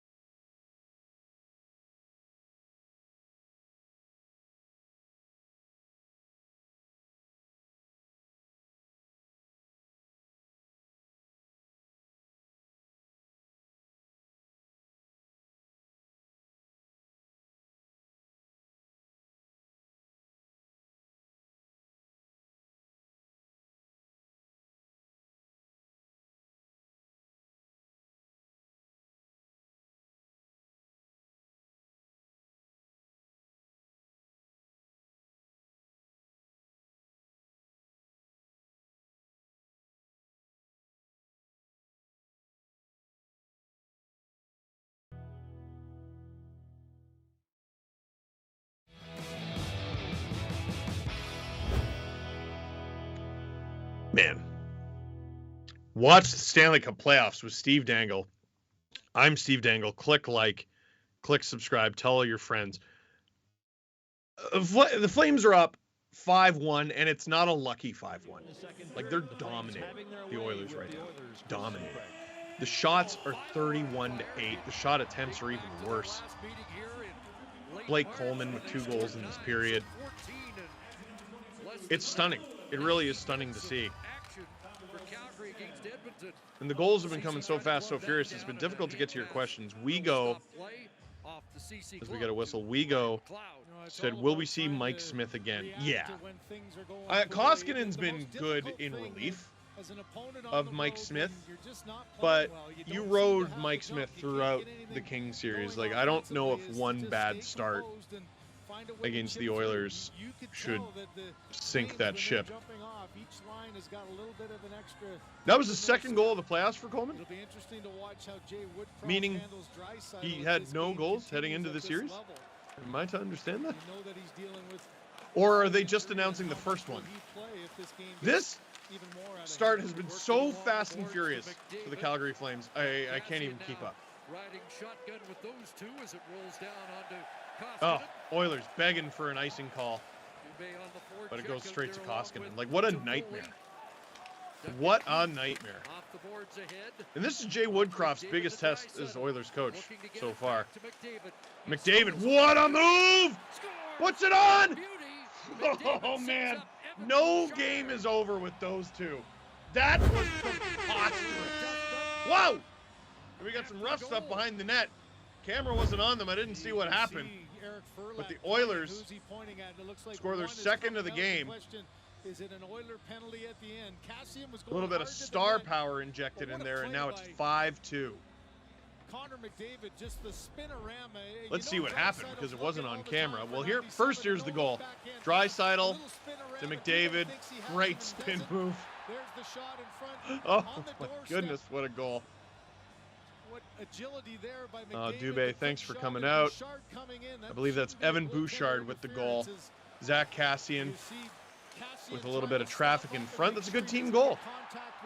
That's the way Edmonton needs to get back into it. A little bit of flair, a little bit of hard work. Nothing wrong with that. It's a good play to build on. And Kassian gets the only penalty out of that? Oilers answered the That looked pretty mutual. a minute later. And Oh, McDavid boy, has that's a killer. another multi-point game. Edmonton gets His some fourth life. and his Any second life. and 8 here in the postseason. They score to cut the lead to 3. So you look for some life, another penalty kill. And they're immediately on the penalty kill. The power play. Another time for Daryl Sutter to try to get it to finally. That's a click. tough penalty to take for Zach Kassian. Real tough. Here come the Flames. Around to the far side, Kachuk for Johnny Gaudreau. On the power play. This is what the whole second period has looked like so far, except for that goal.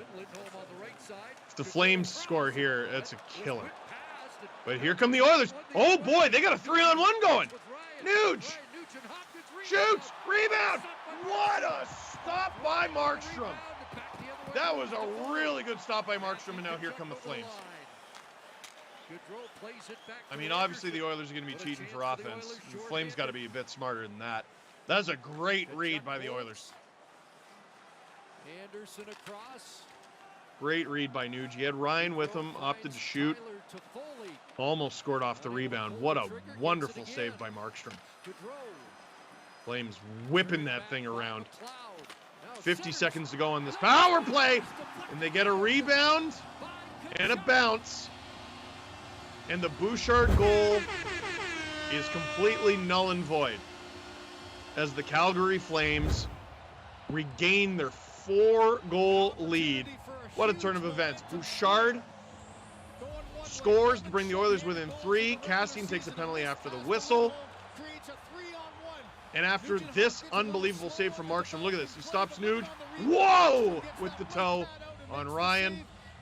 Flames take it back the other way. And with a bounce in front, it looks like that'll go to Brady Kachuk's brother, Matthew. Oh, that was... There were more bounces involved there than I realized. Brady likes it.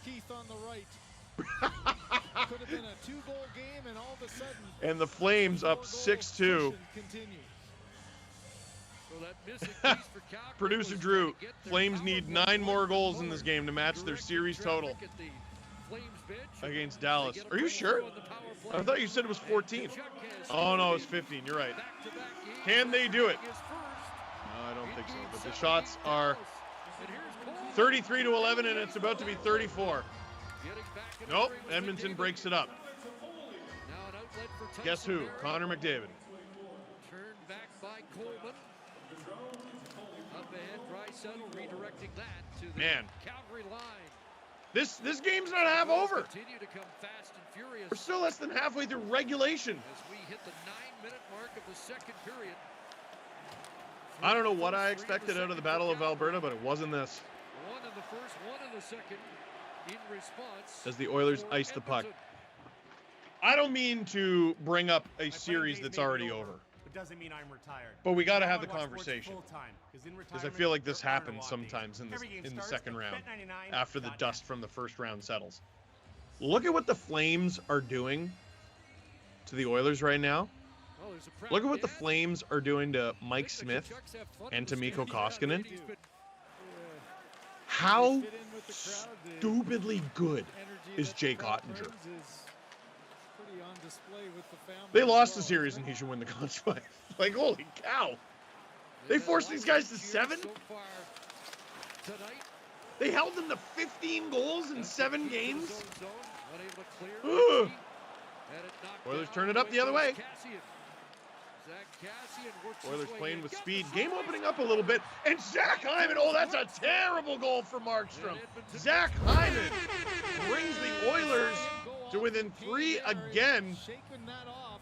Oh, What a game yucky it's no-nos, been. It's Mr. throwback Markstrom. 80s game where goals aplenty. Hyman And this one looked throws it pretty on net. innocent looking. It's basically And a a Vezina 3-on-3 candidate and can't Stone allow this. Just a little bit Look at this. cautious, backing up. Didn't Stops go to up. that quickly. Look at Oh, Markstrom's yuck. positioning, though. He's already I wonder down. if he was screened by his own And not defenseman, up. but you got to stop Maybe that thinking 10 pass times out of across, 10. the quick release by Zach Hyman, and he fools the goaltender through the body of Stone and just off the cheater there. On Oh, the glove, boy. it just Yeah, tucked up in the Markstrom's got to corner. have that, man. That's not a And now, pretty play I for mean, a the Oilers are getting goals. 6'6" goaltender, making himself small there, not They're able to generating get on offense it, now. and, man, we got They're actually ourselves getting some shots hit here. on goal. You can't beat Markstrom if you don't. Zach Hyman, that's the first time he Try it. scored as And they an only had Oiler 8 shots just a against moment the ago. Flames. Now they're up to 12, and a quarter of them have gone in. Math. And It's the math. 14 goals scored in the I last didn't do game. great in math, but I do know that much. Like we duplicated here tonight. Oilers score the next goal here. Played around by McLeod. There's Evander Kane. You got to wonder how it feels on the Flames bench. Blocked in front by Goodbranson. And deflecting pass Keith down the ice. Because it's not just the Icing his goal fear against the Flames. of blowing the lead. You mentioned during the Like, that regular goal stunk. season for Markstrom Like- versus Edmonton. I mean, his save percentage was. I don't care. 84 Like, in the did 4 Mike games, Smith 3.54 allow a goal that goals a game. bad? So this has been a Maybe the series first that one?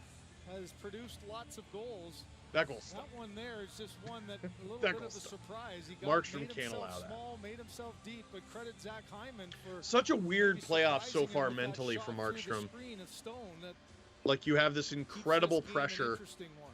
Markstrom's goals of the against goalie on the other end of the ice totally 1.53. outdueling you That's the in Jake Ottinger. best by Your a team is Flames doing goaltender amazingly. all-time. They just can't Matches crack this guy. with Vernon And now every in a mistake you series make feels like back it's going in to cost 1989 your against team Chicago. a game and potentially the series. And then you get the complete inverse here, where your team is Goals on the board, a turnover here. killing the other team Gaudreau's got and it it's looking going in. for Matthew Tkachuk again. Oh! Shot blocked, but Tkachuk in front, Gaudreau. Go, Calgary! Stop there. Man, they almost for got their Mikko 7th there. Koskinen. Well, the goals and the chances. Well, they don't call it the scuffle of Alberta, do they? Fast and The furious. Battle of Alberta 6-3 going here in the strong. second. Calgary Barely halfway through regulation. Brady Tkachuk's loving it. It is 6-3 for the Calgary Flames. Edmonton Oilers not going away, though. Watch the Stanley Cup playoffs and watch the Battle of Alberta with Steve Dangle. I'm Steve Dangle. Click like, click subscribe, tell all your friends. Sean in the chat. 3 goals on 12 shots, then 6 goals on 34 shots. Brutal goaltending from both sides. Koskinen has been the best goalie in this game, and he did not start it. You could argue that the reason this game is even still worth watching is because of Mikko Koskinen. Like, this is what a talent, this is what a ridiculous talent McDavid is, and Draisaitl as well, even though he's hurt, is, you know, we're watching this game. You're watching the same way I was. And the Oilers get that goal off a fancy McDavid play. Take a penalty, blow it. Then they get another one. So they've been down 3 or 4 goals basically this entire time. And I'm still watching it, and I'm sure a lot of you are still watching it going, McDavid. McDavid might do something crazy. And it wouldn't even be the first time that we've seen it. Well, might be the first time that we've seen it in the playoffs. In the second round. This far down. McDavid has played well in the playoffs. I mean, McDavid, when's he ever been bad? But he's got to perform a miracle here. And the Oilers got to join him. Chris and Craig, this game makes one thing back to the Oilers and Flames here in Like, I can promise you this. If the Flames are still tripling up the Oilers in shots by the end of the game, like, we're not going to see some sort of miracle that way. If the Oilers are going to crawl back into this game, they need to have a sustained, like, at least 10 minutes, 5-10 minutes of this game where they outplay the Flames. Shot on goal, puck out. Well, the top line for Calgary has just had their way all season long, and so they... Swedish Muscle, will Coleman get a hattie? You know what? It's actually a decent chance, not just because there's a ton of time left in this game. I know he didn't have any goals heading into this playoff, but the Flames are up 3, so they have the lead. It's a pretty fair assumption that Coleman's going to play a lot to defend that lead. I mean, he's on the second line. It's a fair assumption that he's going to play a lot anyway, but he's going to play even more than he usually does. Might even get a faceoff win here. He does not. But he's going to play a lot. And who knows? It could be an empty net scenario. There could be the Oilers cheating for offense, and they make a mistake, and he flies down the other way, scores. I think there's going to be opportunities for Coleman to get a hat trick. Absolutely. Evander Kane, 1-on-3, throws it on. And the name of the game sure seems to be just throw it on net, eh? For the Edmonton Oilers. And why not? It might go in.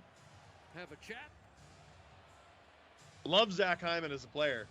I'm not insulting his shot. He's got a good shot. He's a disrespected goal scorer in this league.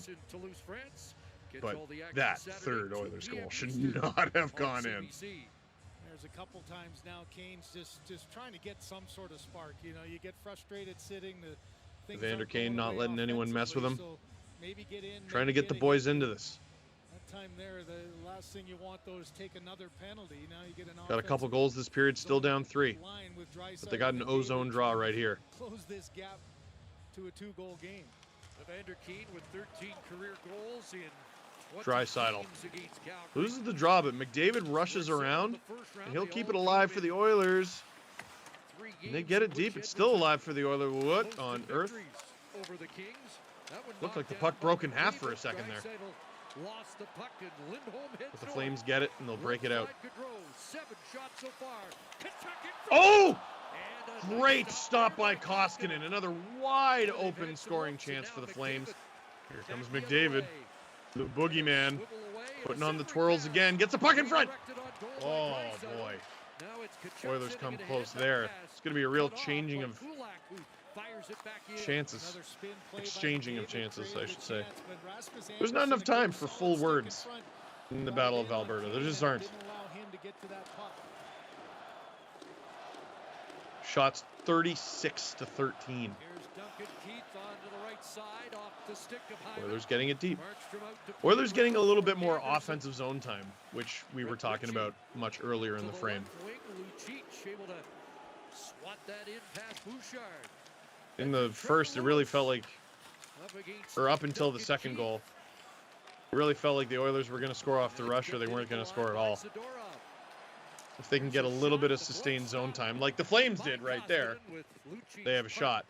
And speaking of shots, that's number 37 for the Calgary Flames. And it's amazing that they have this many goals at this point in the game, and they're still shaking their head like they could have more, because they could. Matthew Tkachuk puts that along the ice. Here's that McDavid little move on Hanifin. And, oh, Draisaitl almost putting it in past Markstrom. Kane battling in front, can't get to it. Ozone draw for the Flames. Shots in the first period for Calgary, 18 more. A bunch of you were asking for a final score prediction. 12-7. And enough chances to be in double Oilers. digits. Wouldn't that be crazy, though? Richie tied up. Lucic. Flames fans, like, I know you don't want to see it, but a little bit. A little part of you want to just witness history? Oh, no part of you at all? Okay, fair enough. Duncan Keith looks ahead. Right wing pass. Well, I thought it was fun. Oilers cross the Flames line.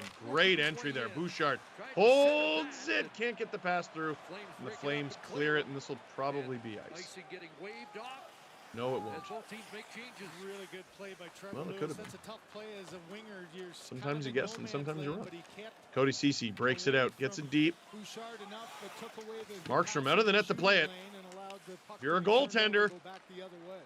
yeah, do what he did. It worked out. Foley, who was a Los Angeles Kings Usually it's teammate. if you're a goaltender, 10 the goal. Don't end up on Steve's Dangets. That is your mission. That was a lot of beers on the glass there. Did you see that? Oh, we got a broken twig, and the Oilers have a 2-on-1.5. That's what we'll call that. Oilers rebound. Oh! They have another opportunity. They still have it. Zadorov, I'm not even sure he's using his own stick.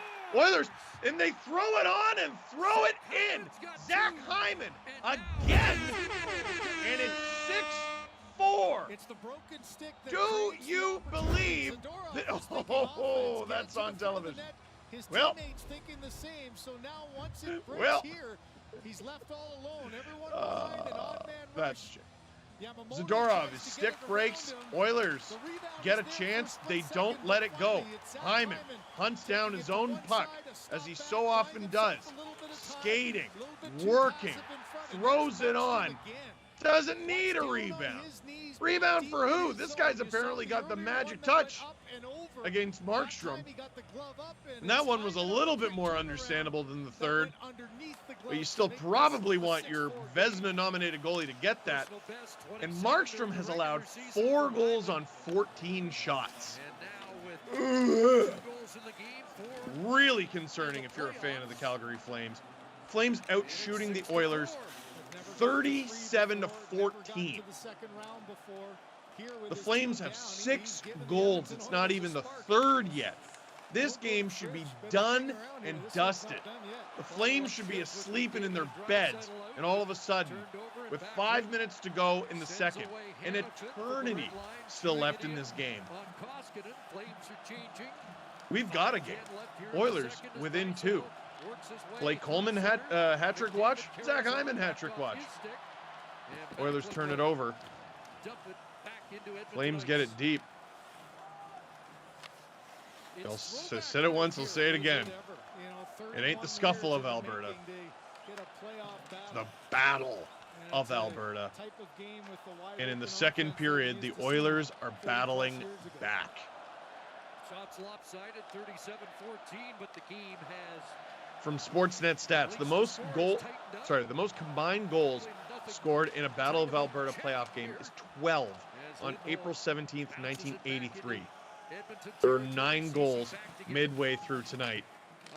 Well, now there's 10. So we're 2 goals off tying the record. A record that was set in the 80s, when if you got 100 points, you were a bum. Holy cow. We might see a little bit of Battle of Alberta history tonight. Still lots of time to go. Eric Goodbranson up to Lewis. Here's Lucic trying to give it back Flames to throw Lewis. it on. No redirect. Koskinen, all of a sudden, Back to one of the work. most important, if not the most important player in this game. Although he can't score. Shillington reverses his He can try. direction. Now Stone at center off Lucic. And Flames break it away out. goes Lewis. Chopped down there on the Tyson play by Barry Barry. hacks at the puck. Play The continues. whistles have gone away, by the way. Up ahead it goes for Hyman. The last Rasmus penalty went to Anderson Zach back Kassian, defensively. if I'm not mistaken, To Foley for after that Oilers Yarncroke. goal, and it ended up costing them the Flames To the goal. inside, and that'll be gloved and held Yarncroke by Koskinen. draws the offensive zone draw. With 3-2-1 to go in this second period, a pair of Zach Hyman goals has the Oilers miraculously right back into this thing. Calgary 6, Edmonton 4, and we still have over 3 minutes to go in the second period. The Carnival of Alberta. This is fantastic viewing. I mean, maybe not if you're Jay Woodcroft or Daryl Sutter. You might hate this a whole lot. But as a hockey fan, as a neutral observer, I'm having the time of my life. I'm not wearing the heart rate monitor for this series. How the turntables. I would love to see all of you wearing a heart rate monitor for this. What are you at? What are you at? A buck 20? Maybe a buck 30? Whenever the Leafs got scored on in the first round, my heart rate dropped. It didn't go up. Flames fans, where you at? Were you up here? Were you up here? And ooh. Oilers fans, ooh. This is fantastic. 10 goals. 10 goals, and from Sportsnet stats, the record for most combined goals scored in a Battle of Alberta playoff game is 12 from April 17th, 1983. Let me look that game up.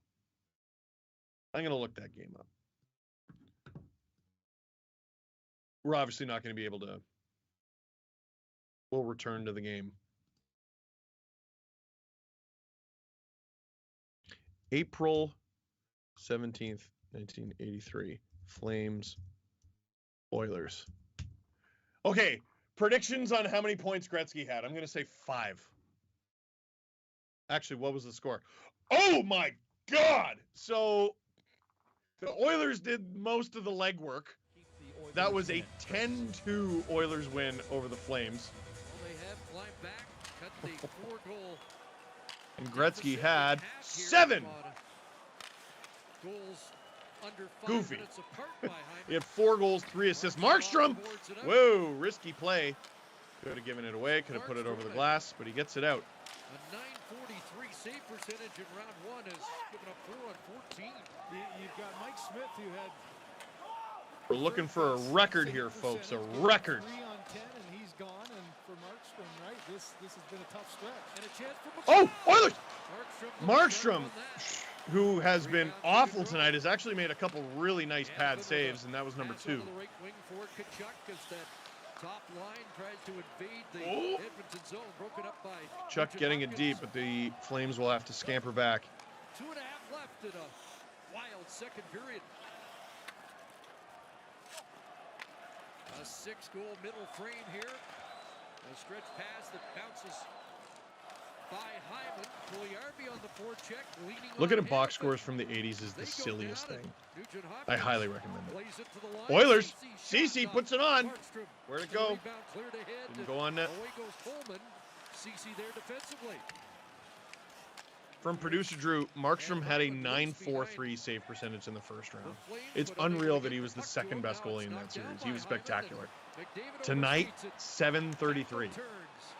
Michael Backlund, his shot blocked by That's Ceci. probably out of date. He's probably almost up to an 800 now. Here comes McDavid. Dropped it back, but it Oh, didn't and he reach drops Kane it back. for a player who's not quite there. Drove it to center. Yeah, Kane And got McDavid's caught got to get watching back there, on too. side. I think McDavid thought he was jumping up with him too when he made the pass. He just sort of stayed in his area, and that Man, allowed we need a Hopkins face to close cam. the Oh gap my and God. take care of it. That was almost a David great knocked pick. it off We need a the face stick, cam Ritchie on the gets it defenders back. defending Ritchie McDavid. from distance, and What I wouldn't that's give off for a close-up Koskinen. of Eric And that- Goodbranson's face. Right there. You know, you're looking for And he's another right. spark from another line, and I'm not this even time making it's fun of him. McLeod, He's a right. bouncing puck. He pops in on it, gets in tight, and there's a Oh, save there's by the another glove look of at that Markstrom, great able to get chance. a piece of it. Like, see, Kane Here's just Goodbranson. stopped skating, and McDavid dropping it for Kane. But Kane was hanging a little too far back there. Now the Oilers with the D-zone draw here. Kane back out there, McDavid back out there, and Draisaitl back out there. That big line still together. Oh! Flames with an abundance of chances. Abundance of rebounds. But no goals. This is more like the Flames team that we saw at the beginning of the second period. With a minute to go in the second, looking to restore that 3-goal lead. This is ridiculous. And what did I tell you? I was getting chirped on Twitter. It was 3-0 Flames. McDavid made it 3-1, and I said no game is truly over if you have Connor McDavid. What? Sorry, it was a typo. I meant to say Zach Hyman. Never mind. Here comes Draisaitl and McDavid, and Draisaitl scores. You've got to be kidding! Under a minute to go. 38.1 seconds in a game that the Flames dominated for so long is vanishing beneath their feet. Draisaitl scores 6-5. The Oilers are within 1. That's 3 in a row that the Oilers have been able to beat. McDavid keeps it alive. And after chasing Mike Smith, after getting several goals through a valiant effort from Mikko Koskinen, the Edmonton Oilers are making Jake Markstrom, who is a Vezina candidate, look unusable. What theater in the Battle of Alberta. And geez, they might not be done. They might not be done before intermission. Hyman might have a hat trick before intermission. Hyman with the hat trick to tie it? Maybe. Draisaitl, 6th of the playoffs. If you had told me it was the 6th of the game, I would have believed you. And the Oilers will get one more offensive zone draw. And I cannot hear the gameplay, I cannot hear the broadcast, but I can hear the silence of the Saddle Dome. Draisaitl, that puck was on its edge. And the glove's been beat 3 in a row from Markstrom. That's at least the second goal tonight that we've seen like that. And Draisaitl gets a clean win off the draw. Duncan Keith at the point. He puts it on. My goodness, do you even go with Markstrom in the third period? Kane, huge hit to end the second. And yeah, we'll get a little bit of commotion behind the net. At the end of the period. Calgary dominating, but not defending. Second period 4-3. As the Oilers, like the Battle of Alberta, 6-5. much like the itsy bitsy spider, crawling up that water spout. A couple goals from Zach Hyman, a goal off the rush from Leon Draisaitl, and a game that was won 6-2. Calgary Flames. It's now 6-5. Heading into the third, which means we are 1 goal away, from tying the record for most goals in a playoff Battle of Alberta game. This is preposterous. Watch the Stanley Cup playoffs and watch the Battle of Alberta with Steve Dangle. I'm Steve Dangle. Click like, click subscribe, tell all your friends. Well, Oilers fans, if you're in a good mood, I got good news for you.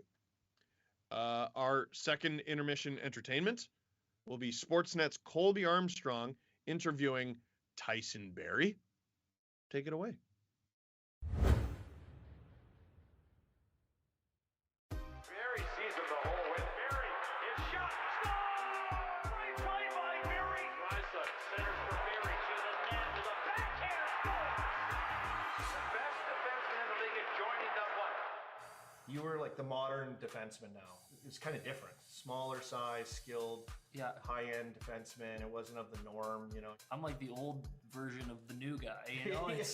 It's pretty impressive what some of these kids coming up are doing now. You look at, you know, Kale in Colorado, Hughes in Vancouver. These guys are, the way they skate and jump into play it's incredible, really. When you were growing up playing and you had this body of your game, It's like, who did you watch? You're playing with a guy right now, Dunky Keith. Yeah. He's kind of like... Oh, I love Dunks. Yeah, Dunks right? was Is that up a guy in the rush, you watched? Is that a guy you kind of at that time that you were like, oh man? Oh yeah, Dunks was like, he was one of my favorites. Even before him, I loved Scott Niedermayer.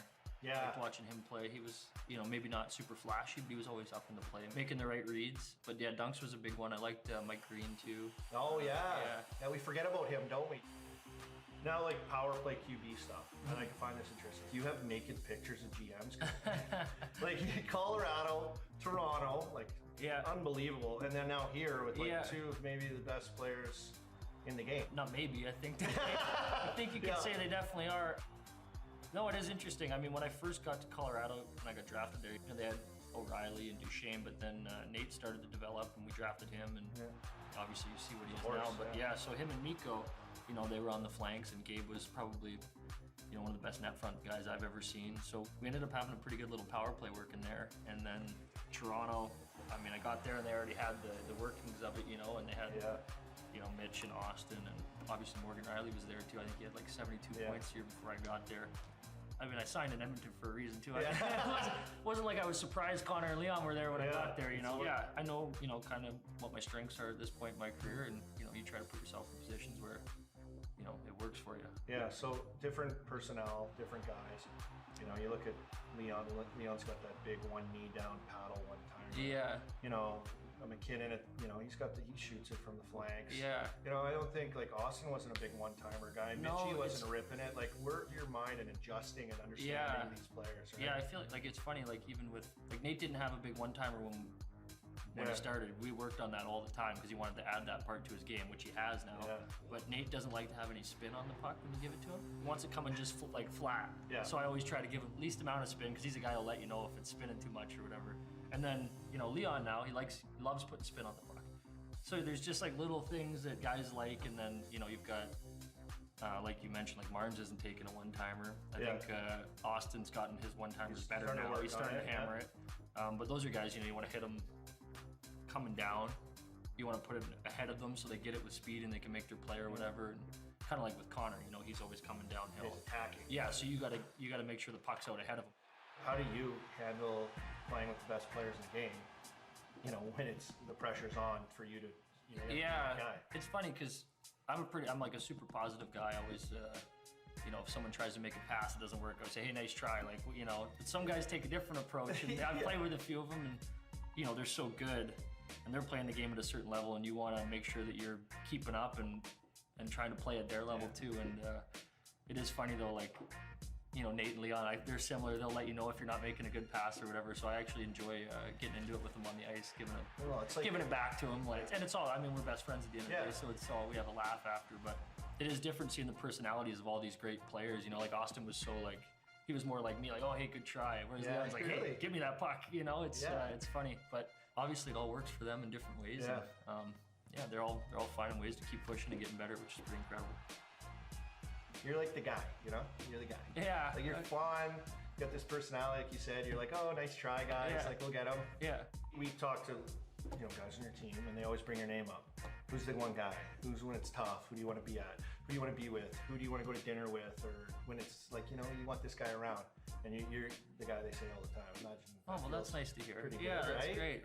Like, how important do you think in the dynamics of your dressing room or whatever, like a personality, like brag about yourself a little bit? Yeah, I'm the most important guy in the room. Is that what you want me to say? Yeah, well, no, it's like, you got to have certain personalities, right? And you know, yours is, I think, valuable in a situation where you've got marquee stars. Yeah. You know, that I think they enjoy that. Yeah, I think it's nice to keep everything loose and have fun. And there's certainly times where I'm probably not great or being as serious as I should be, you know, and then, you know, that's when other guys step in and fill that role. But I'm definitely like, you know, I like to just kind of see the big picture, and, you know, we get to play in the NHL and hang out with your best buddies every day. So it's nice to come to the rink and make each other laugh and have some fun with it. You know, we're doing a lot of serious stuff and playing a game that can be, you know, tough a lot of times. So it's nice to just actually enjoy what you're doing. And that's kind of what I try to do. What a guy, eh? What a social butterfly. I like to be social, no doubt. Barry shoots, he scores! Memorabilia. Memorabilia, you know, hockey family background. Yeah. Like, do you collect any of that? I haven't done a ton of it. I got a bunch of stuff through my dad when I was younger. I got to meet Wayne, and I'm more of like the middleman. People just ask me to get stuff from these guys, so I do it. Any other cross sports though? Like, you know, like I know what Connor has like on Aaron Rodgers, or you have like any other athletes? Yeah, so I'm more of like, I love music, so I'm like a huge Eddie Vedder fan. I'd probably be more into like that kind of memorabilia, but I actually haven't got anything signed by Eddie, because I hope to one day maybe meet him, and I'd like to get it signed in person, so I'm holding off on buying something. Well, I'll get your memorabilia collection started. That is a OPG collector's edition. Can you sign this for my son? Yeah. I'm gonna get you and Sid and Connor and Wayne. Yeah. You know, all the greats. Let's check these stats. You know, a pretty consistent start there. Yeah, you're just a 40 guy. Yeah. That's great. Just hanging around the 40s. Yeah. No big deal. That'd get you paid nowadays. Yeah, right? Yeah. Okay. Must have been a good guy. You got the A on there too. I don't even know if this is gonna leave the room here. This might stay behind. You have like a van and you rip around in your van? Is this the thing? I do. I have a Volkswagen, Like a 76 Westphalia. It's green. We call it the Pickle. It's great for being on the island in Victoria, because you can just kind of, you know, you can take day trips over to Salt Spring, or, you know, there's tons of little islands and the ferries kind of run them. So it's fun to load up a cooler and go for the day and just kind of have a nice little picnic. Find a beach where nobody's at. It's that's definitely a hobby. It's zero buyer's remorse. It's my favorite purchase. Yeah, it's amazing. It's so fun. It's just like, it doesn't get over 80 kilometers, and you just cruise, and you know, it's slow going, and everybody knows it. When you're in the Pickle, everybody, you know, you just give the peace signs, and there's no it's great. It's a good way to slow down life and you know, kind of enjoy it. Put on a nice 70s playlist and cruise. There he is, Tyson Berry. Hey, thanks for buddy. having me. Have a great run. Yeah, have a good appreciate run, it. man. Love Thanks, watching guys. it.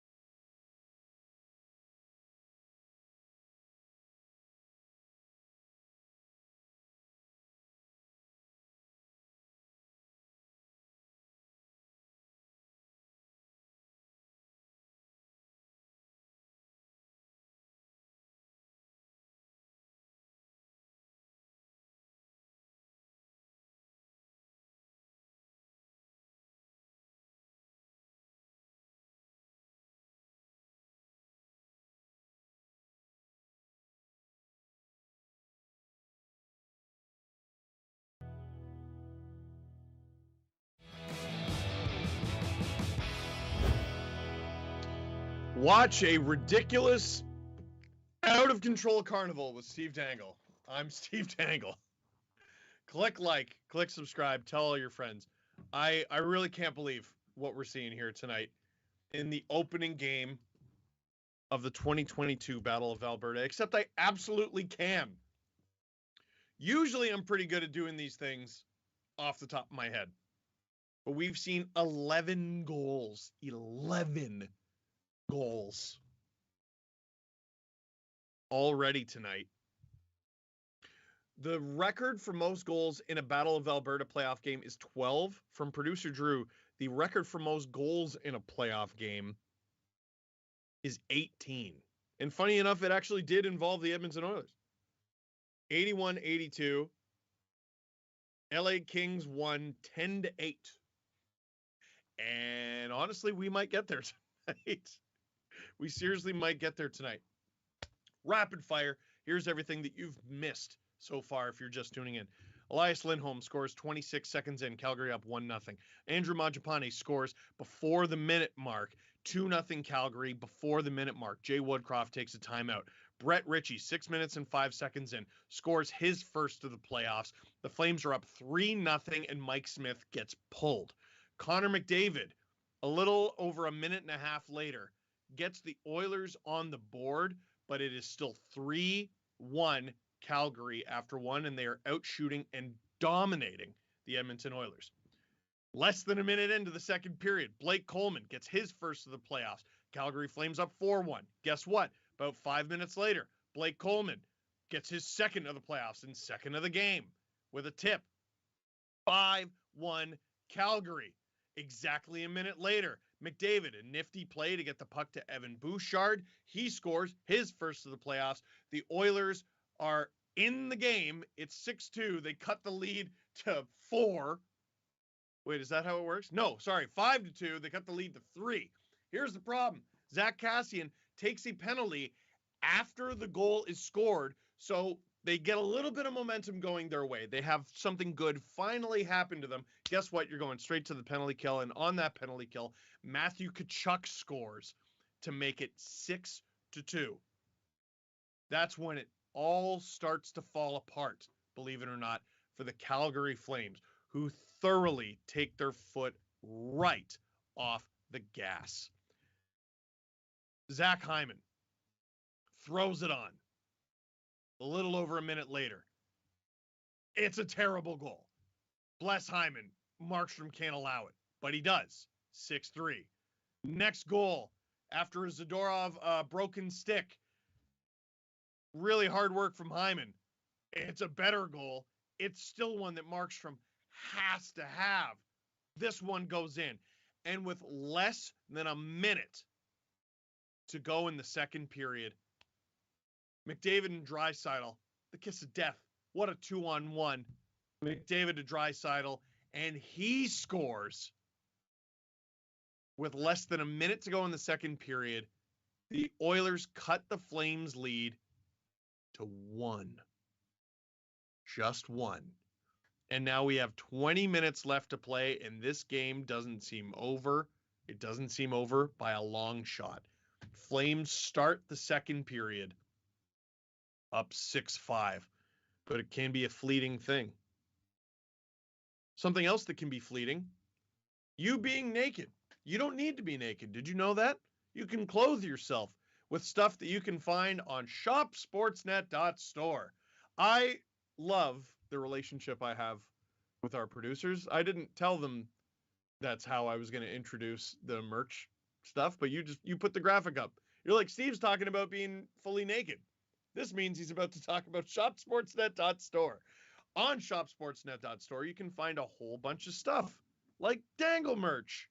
There's also 32 Thoughts merch, but there's Dangle merch, and what's special about it today is you get 15% off that merch today if you use the code DANGLE, B-O-A. That's Dangle, B-O-A. BOA is for Battle of Alberta, don't you know? We're really clever.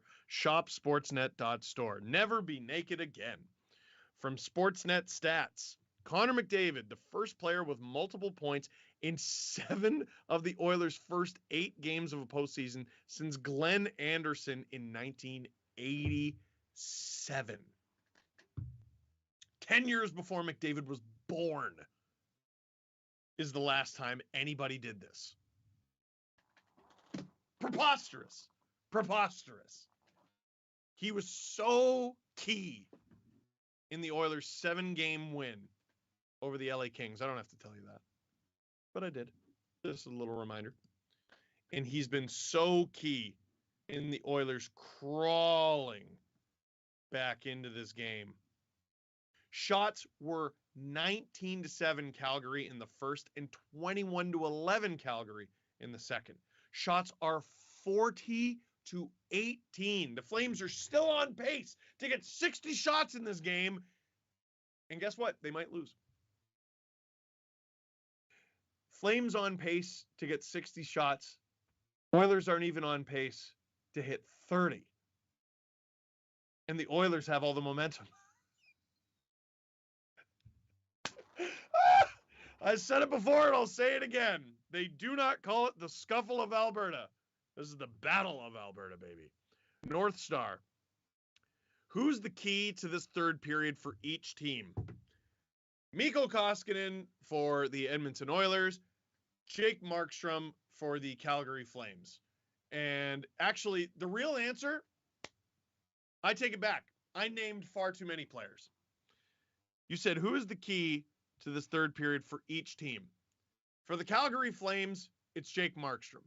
For the Edmonton Oilers, it's Jake Markstrom. Markstrom has allowed 5 goals on 18 shots. When was he named as a Vezina candidate? Today? Yesterday? It was this week. Surely you expect better than that. And it's not like the Oilers are getting these amazing grade A chances. Like the McDavid and Draisaitl 2-on-1. Yes, it's a McDavid-Draisaitl 2-on-1. The puck's rolling on Draisaitl. Probably doesn't get the shot he wanted. Went in. Both Hyman goals, you would expect any starting goaltender in the NHL to have at least one of. He doesn't get either of them. Mike Smith got pulled 6 minutes in, and there's an argument to be made that he's not even the worst goalie in this game. This is ridiculous. I mean, the Flames are outplaying the Oilers so badly and have outplayed them so badly for this whole game, basically. Oilers turned on the gas for maybe 5 minutes there in the second period. But the Flames have outplayed the Oilers so badly that in this third period, for the potentially the final 20 minutes of the game, but you never know, Markstrom's the most key player for both teams. If you're the Oilers, you have to count on him still being bad. And if you're the Flames, you got to trust that he'll be Jake. Trust that he'll be the guy you've been able to depend on all season long. The guy who stopped nearly 95% of the shots he faced against the Dallas Stars through 7 games. This is unprecedented territory for the Flames in these playoffs. The Oilers, they played a few carnivals. They played some back and forth hockey with the LA Kings. They had some high event hockey, some high scoring games. Flames didn't have any of this. Against the Dallas Stars, whoa, 4 goals. What a barn burn. Flames had 15 goals that entire series against Dallas. They got 6 tonight, and it might not be enough. Watch the Battle of Alberta with Steve Dangle. I'm Steve Dangle. Click like, click subscribe. Tell all your friends. We are underway in Calgary. Shots 40 for the Flames, 18 for the Oilers, and none of that matters now. Doesn't matter what happened before. We got a 1-goal game now. And look for the Oilers to throw any and everything on net, because it might go in. Blake Coleman on hat-trick watch, by the way. And he's also on punch you in the face watch, apparently. On grumpy watch. And Zach Hyman on hat-trick watch as well. And here's some of his handiwork. That's his first goal. Goodness gracious, that can't go in. Here's his second goal. It goes in almost the exact same way. He probably gets more of it. Oh, dude. I didn't notice that the Draisaitl goal went right under the glove as well. Like, is Markstrom battling something, or... Goodness gracious. Allowed the Edmonton Oilers to get back into this game. Win by Calgary, and the tough to know. Like, I wonder if so far this is the worst game Markstrom's had all season. Chance for the Flames in front. They still got a chance. Coleman blocked. Oilers turned it up the other way. And expect to see a lot of that in the third period. The Flames with 2 men firmly back, but that's a terrible giveaway in their own end. Zach Kassian throws it on. Goes wide. Where to go? Where to go? Out of play. In Calgary Flames history, they've scored in the opening minute of both periods 1 and 2. So the importance of this first Producer Drew pointing out the last time these two teams played, Calgary was up 6-5 after 2. The Flames won 9-5. Get the block, get the change, and allow fresh body to get out there. Oh man. Draisaitl comes out with McDavid and That's a Yamamoto. 14-goal game. McDavid with the most So there's a game. Oh, never mind. McDavid. Oh my God, the Oilers just tied it. Taylor Yamamoto ties it off the McDavid rebound. And what was once a 6-2 Calgary Flames lead is now a tied game 6-6. And with that goal, the Flames and Oilers tie the Battle of Alberta record for goals In a Battle of Alberta playoff game, Oilers still have, I believe that brings them to 20 shots. And skill of McDavid keeps that To the alive. Flames He pokes 40, that through the and we have a hands 6-6 of game. Markstrom, If you're and Daryl Yamamoto Sutter, on how the do you doorstep not ties this game consider at 6. yanking Jake Markstrom? Yamamoto had a goal in game I'm not gonna lie, I 1 can't against believe he's Los still in the net. Angeles. That's off the curved glass, and I cannot believe he's still in the net. He's allowed 6 goals on 20 shots. Leads of 5-1 and 6-2 I can't believe that. Hey, you see I Anderson there. absolutely It's cannot just believe so it. hard to contain him. All of a sudden, everybody's And producer Drew pointing out that in that 9-5 Flames victory, Markstrom had a 839. He would kill for that tonight. And nobody takes Yamamoto. Oh my goodness. And here come the Oilers again. What a game. Connor McDavid with a goal and 3 assists so far. Here's Gaudreau. I mean, if you're a believer in momentum, Onto the right side for the Oilers have to be the favorites to win this game, right? Evan Bouchard sends it around. Zadorov tied up by Puljujärvi. I'm struggling real hard to remember Pass broken up by Bouchard. a team dominate in a playoff game the way the Flames did for the first, let's say, 30 minutes of this game, Branson knocked it off his stick, and Puljujärvi out of gas at the end of a shift. and they're losing. McDavid with another assist. He's got a goal and 3 assists in this series that's 42 minutes long. Oh! Koskinen, almost a costly giveaway. And all of a sudden, the Oilers seem to be the ones driving play here. Well, that's a giveaway, though. Chance the other way. Shoots. Miss. Dubé around. Toffoli. Haven't seen a ton of him in this game. Flames put it on. Wide. Shillington. Toffoli with it behind the net. Oilers not putting a ton of pressure on him, letting him do his thing. Koskinen makes the save, but the Flames hold on to it. This is a great little bit of possession for the Flames. They shoot and score to get the lead back. Anderson. What? This is now the record for most goals in a Battle of Alberta playoff game. And my voice isn't returning until the cup is awarded, let's face it. The Oilers really started to get the momentum, not just from getting the goals in. They were starting to get lots of possession. The Flames have a big answer back shift from this line. Mangiapane sets up Anderson. He shoots it. That's a squeaker. Does that go through Koskinen? I think it does. Oh, that is the correct reaction to have, sir. It is now. An Oiler fan, a Flames fan, they both 7-6. have plenty to talk about in this one. Goofy. Yeah, there'll be enough to talk about before they drop the puck on Like, Friday, this and is was ridiculous. decided. But Rasmus Shots Anderson, 43 to 20, because that's real. after the Yamamoto goal at 128. That's so interesting because when the Oilers tied it up, they showed Anderson on the bench. Next shift, he hops over and scores. And right now, they're having, like, I would love to know what's being said on the Flames bench right now. Defenseman, not afraid to jump up. He got lost there and just took the opportunity. If the Flames manage to win this game, you got to wonder if an NHL coach has ever been more mad 7-6 game. after a playoff win. Top 20 scoring defenseman. Oh my gosh. I'm having fun. Aren't you? Breakout offensive This is gear. silly. This is absolutely silly. Off Lucic.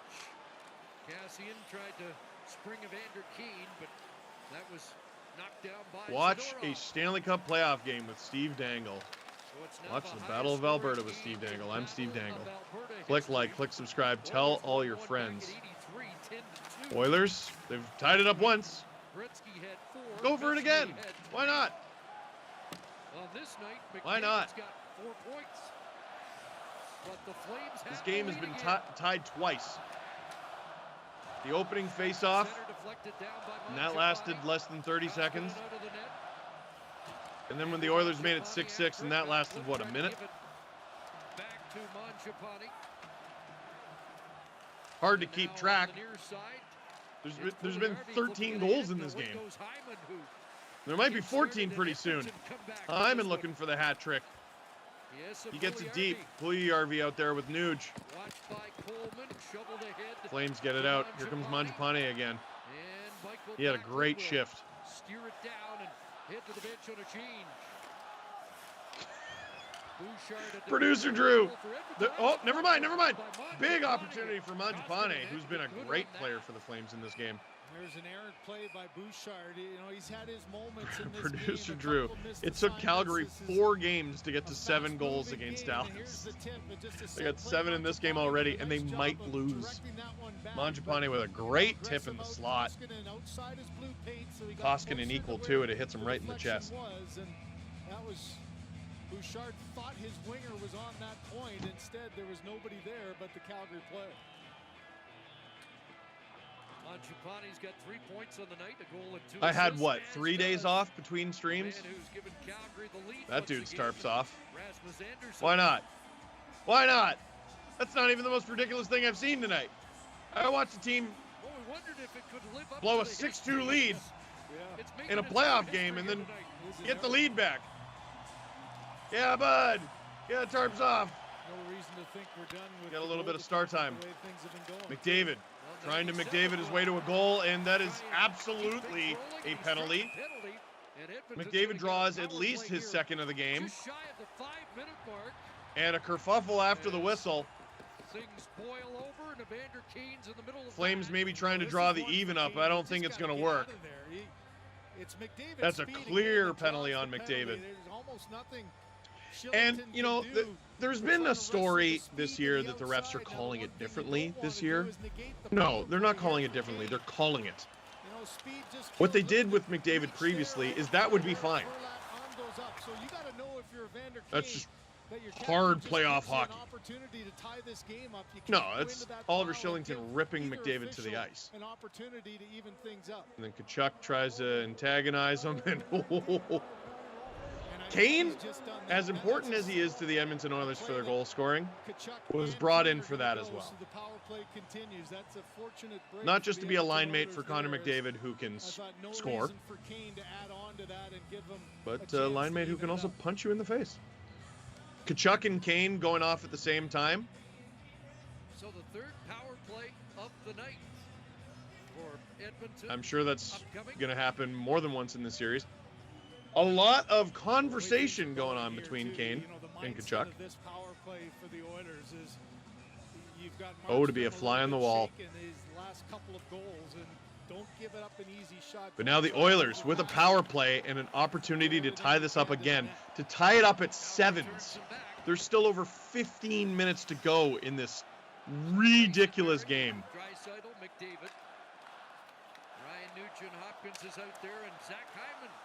Oilers gain the zone. His first career I keep playoff getting hat sent trick, and information Chicago that's like will record-breaking turn stuff, and the I feel like I don't have time. Pressure on the entry again. Myrtle You're on gonna Twitter. let a guy you The probably last don't NHL want playoff game where in both the teams hands had of 6 Hyman goals was there. way He back in handled it with him, 2006. so Calgary Sabres pressured him versus hard and Senators, an was able OT to win create for the Buffalo. turnover. I can't find another playoff game where both teams had 7 goals, more recent than the 1980s. And here come the Oilers, and they might have 7 right here, as Markstrom who found it just in the grabs nick it. of time. You know, Coleman almost batted that into his own goal. The Oilers there with a minute 19 to work on this power play.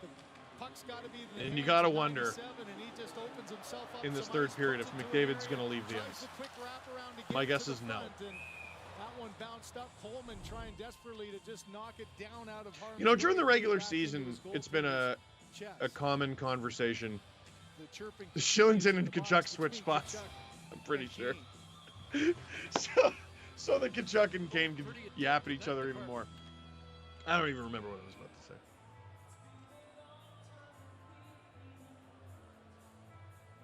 Just checking on the clock. Shillington's here. getting in Couple of into it seconds too. maybe ticked Like the off, but fans that behind the box, they're not face-off even will watching the go game. As planned. I know it's between whistles right now, but like, man, I've been close to the penalty box before. Closest I've been to the penalty box was I was a few rows up from the penalty box. Canada versus Germany at the 2010 Olympics in Vancouver. Wes McCauley's got But there was nothing like this going on. minute 16 remaining in the Oilers power play. Flames control the draw, and once again, I gotta say, man, for my money, if I'm a Flames fan, I don't want Tkachuk in the box. And he's been in the box too much in these playoffs. Now, the method to the madness could be he knows he's taking Kane off with him, and Kane is a key part of the Oilers' power play.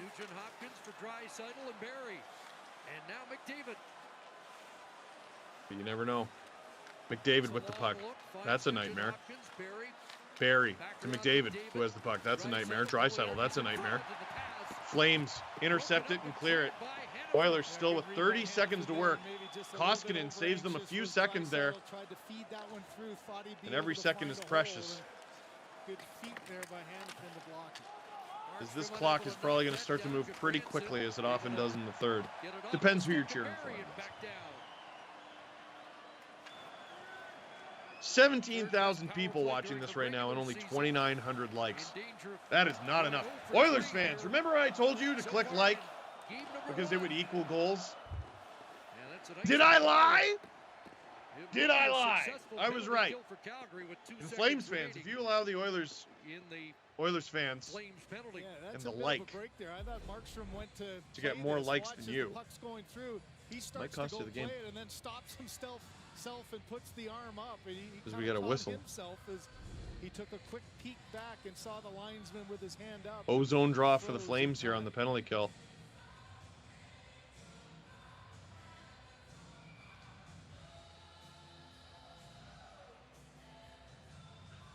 So Shillington's gonna come out of the box here. I don't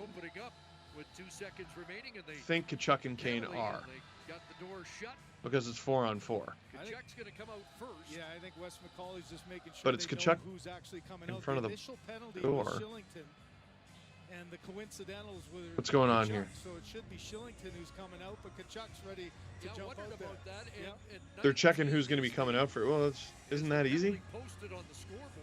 It's weird that they even have to have that debate. It's Shillington. Now Wes McCauley over to Daryl Sutter. This is weird. There's some sort of confusion going on. We're trying to figure out what it is. Oh, well, we'll get a face-off here in the Oilers zone. Flames shorthanded for 6 seconds. I think they added some time back onto the clock. I think it said 2 seconds. Matthew Tkachuk is back on the ice. Shillington will come out of the box. So we approach no, it's Tkachuk. What? 7-6 the score. Are you allowed to choose? Shillington took the penalty before Tkachuk did. That's very odd. I didn't know that. Okay. Oilers with a chance to tie it though, even though they failed to score on that power play. Hyman throws it on. Hasn't been a bad strategy so far tonight. Flames break it out. But Erica Branson said, "What the heck am I doing here on the rush?" and dumped it in.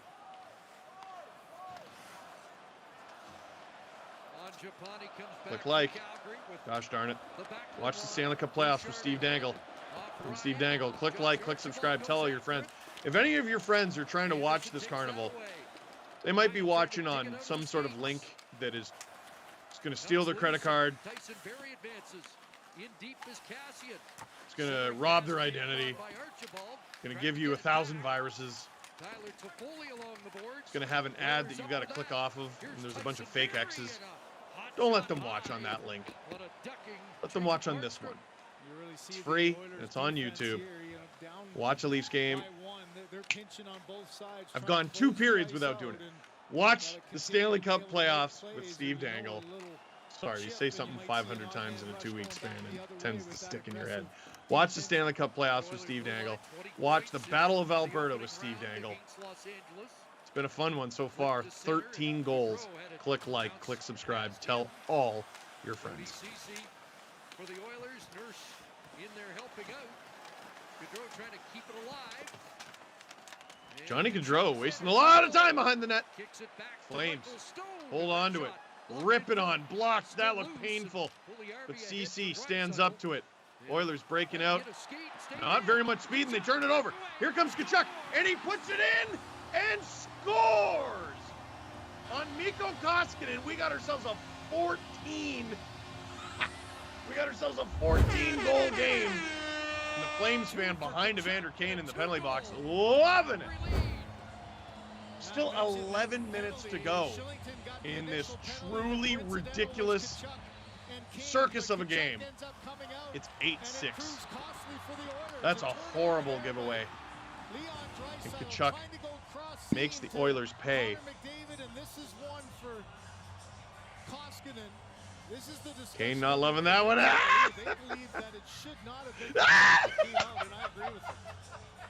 Oh, the face reveal is awesome. I'm sorry. I'm not cheering for either team. That's a very funny face reveal. Are they looking at offside here? I think they might be looking at offside. I was wondering too, because it was a weird play at the blue line. Because Tkachuk had not crossed, but I guess they're trying to say that the Oilers put it back into their own zone. Is that what happened? And you see Tkachuk trying to get the attention of Kane here and talk. So here's, okay, Draisaitl gives it away. It goes off a skate. And yeah, Tkachuk doesn't have to clear the zone there because the Oilers put it back into their own zone. 11:05 to go here in the third. And the Flames are back up by 1. No, they're not. Back up by 2. It's hard to keep track. You can forgive me. Holy cow. Oh, my goodness. And the Flames continue. They're regaining their form. Except the Oilers almost got a breakaway there. Sends it back to the Edmonton line. If the deserved win-o-meter is your thing, what's that, moneypuck.com? The Flames are up to an 81%, except I think producer Drew sent that to me when it was 7-6. It's now 8-6. Every stat is out of date by the time I read it. Here comes Zach Hyman. McDavid. He has a 4-point night tonight. Oh! Rebound in front of the Flames net. Holy cow. I've never used an inhaler, but I'm considering it. I don't know how I'm going to get through this. Holy mackerel. Tyson Barrie working in. Flames clear the zone. Now under 10 minutes to go. If you're on the Edmonton Oilers, that clock's going to start to look like it's moving awful fast. Ritchie bullying in. Lucic bullying in. Good depth shift. Or a good start to one here for the Calgary Flames. They whip it around. Keep it deep. That's the name of the game. But the Oilers will break it out, and here's Connor McDavid, who's going to get double and triple shifted. But the Oilers get fresh bodies over the boards. Whoa! Flames toss it out. And is that going to be a call? He was inside the line, and another mistake. Sure is. Oh boy. This is going to be a power play when we come back. Like, they got to have the best snacks in the penalty box. Best drinks. I mean, Tkachuk, you can't be doing that. You can't be doing that. He spent entirely too much time in the box, although it did just lead to hilarious results. So the man who gave the Flames a 2-goal lead now gives the Oilers an opportunity to come within 1. The Battle of Alberta, it's ridiculous. We'll be right back.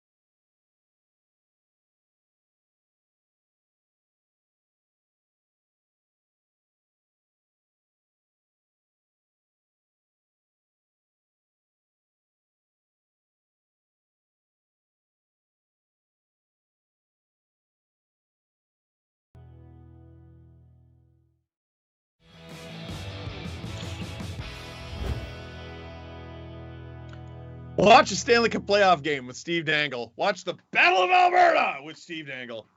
I'm Steve Dangle. Click like, click subscribe, tell all your friends. So, here's the Coles notes if you're just tuning in.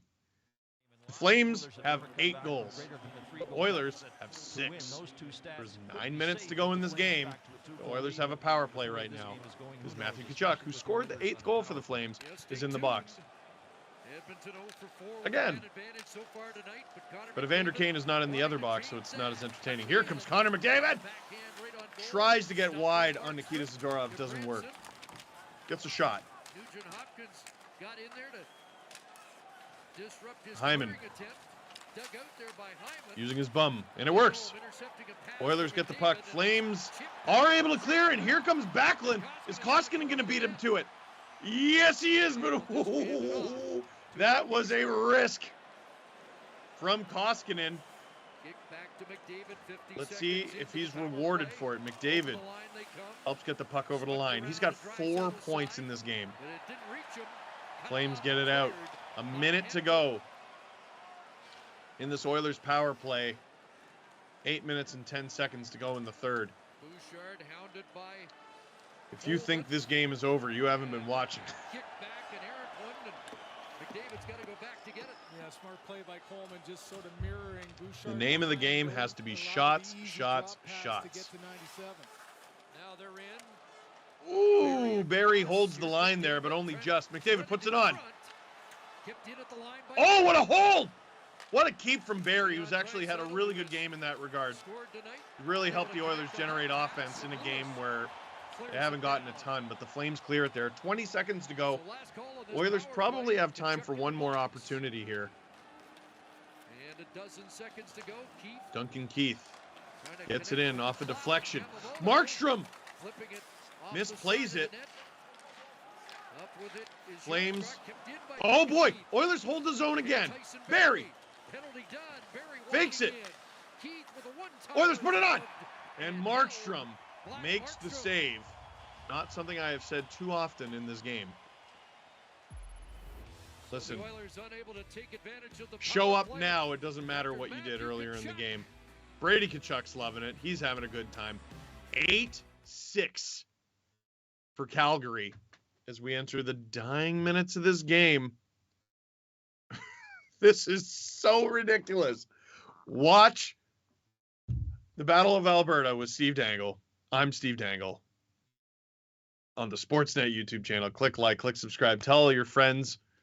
I don't know what you thought about me heading into the stream. I don't know. Oh, here's this guy. This big blustery jerk. I don't want to hear from him. I tell you what. Maybe I'm the good luck charm for entertainment value. Not for the Calgary Flames. Because this is a record.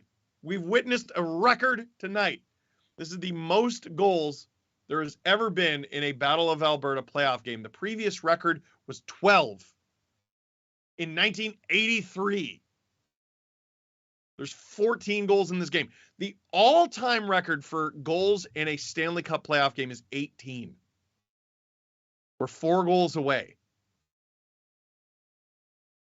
There is a far greater than 0% chance we see the record get tied in this one. By the way, that was a, from producer Drew, that was a 10-8 LA Kings win over the Edmonton Oilers.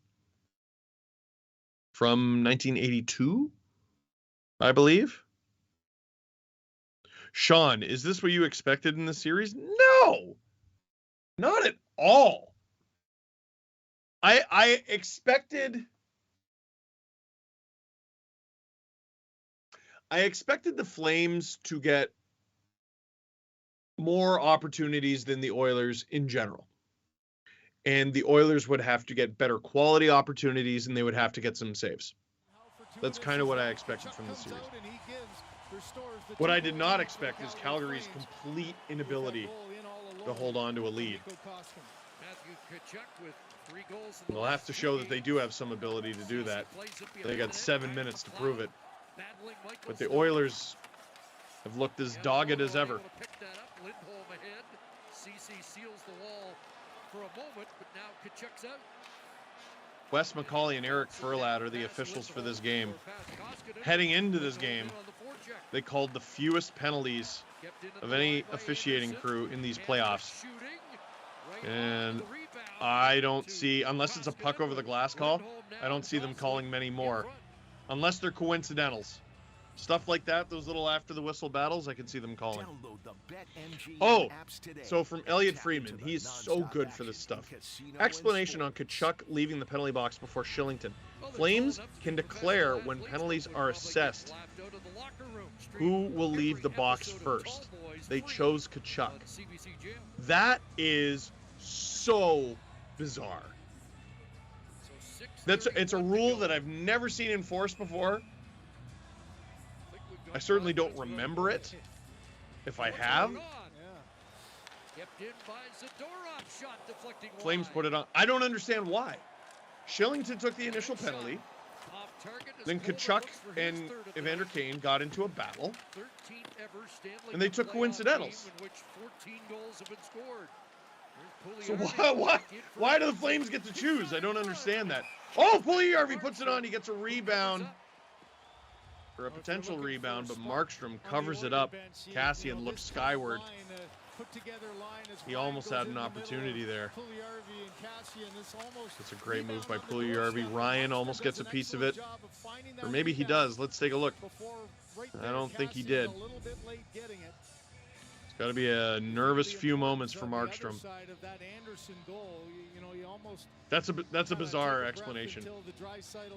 It's a rule that I can't remember ever seeing enforced, and it directly led to Calgary's 8th goal, which is an extremely significant goal in this game. Unable to pivot away from Anderson to Foley out. Here come the Flames over the line. Yarncroke will steer it. Calgary gets it deep. Expect to hear that a lot for the rest of the game as they try to defend this 2-goal lead. McDavid up to Hyman. Zach Hyman. And if a 2-goal lead sounds safe, remember they had a hell of a time defending a 4-goal lead just last period. They began this period with a 6-5 lead and coughed it up almost immediately. 8-6. Oh, mama. I think parts of it will find itself in the trash can as well, but Oilers get it deep. Try to put pressure on Calgary. Calgary able to leave the zone. Lucic, 2-on-1. Here come the Flames. They put it through the blue paint. But the Oilers survive. Whoop. Almost getting too many men on the ice call. Nice burst by Trevor Lewis, the oldest member of the Flames. Nikita Zadorov. This is so ridiculous. Shots are 47-24. Zoink Scoob. Got my shaggy voice on. This is ridiculous. Let's get another look at that chance. Was that Trevor Lewis? With Milan Lucic? It could have gone off a skate. It could have gone off a stick. Lucic overskates it. If he stops up, he bangs that in. It's 9-6 and it's probably over, but now we got just under 5 minutes to go. And the Oilers can still do this. They throw it on. They don't do it there. Oilers have done as Markstrom covers it up, Oilers have done a much, much better job generating offense and holding the zone. M. Plain, when do they pull the goalie? It's a great question, and I'll answer it after this break.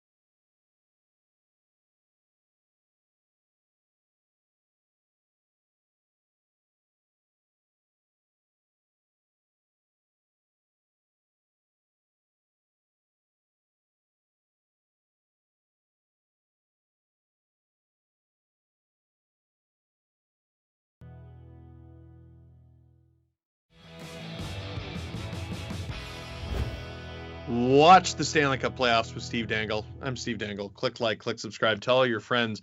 M Plane asks, when do they pull the goalie? That's such a great question. I'm glad I've read it twice.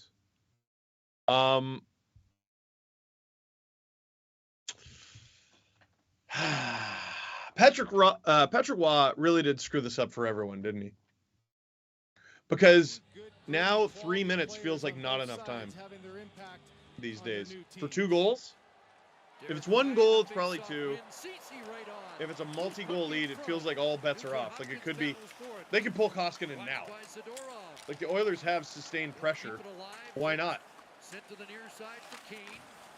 Back towards Ceci, intercepted by Gaudreau. So now they can't. Cody Ceci for. But if the Oilers get pressure here, Kane throwing it on. Broken up by Rasmus Anderson. Oilers creating a turnover. Here's Kane on it. McDavid goes to the front. If the Oilers get sustained pressure here, Cody Ceci right on. they got their guys on. Why not pull Koskinen? He'll clear it to the Oilers. But now you can't. I imagine McDavid's going to head to the bench McDavid on it again. soon Checked on the play. for maybe a 30 to 45 second breath, and then he won't leave the ice for the rest of the game. Johnny Gaudreau tries to throw it on. Ooh. And Darnell Nurse takes over. Did Koskinen trip? Was that Coleman?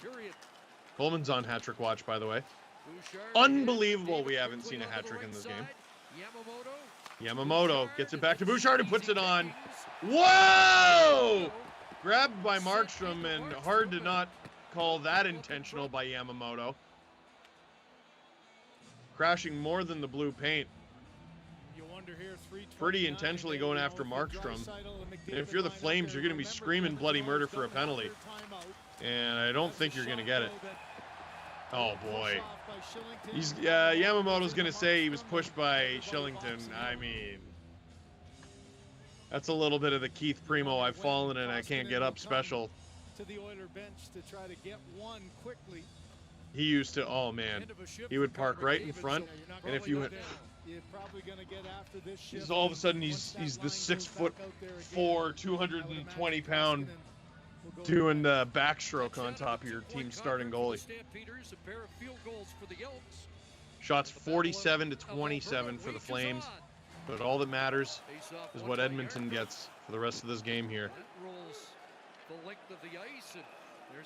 And we'll get an icing call. Gotta wonder if Jay Woodcroft pulls Koskinen. A lot of coaches, yep, here he comes. A lot of coaches are fearful. And remember, he used up his timeout a minute into the game. A lot of coaches are fearful of pulling the goalie off the draw. Because what if you lose the draw? Draisaitl, he's less than 50% face-off probability here. Well, what if you lose the game? Draisaitl wins that one, by the way. Oh, and Bouchard holds the zone. Oh, McDavid to Draisaitl. Unbelievable that the Oilers still have possession here. Bouchard at the line. Just over 3 minutes to go. Bouchard to Draisaitl puts it on. No rebound from Markstrom.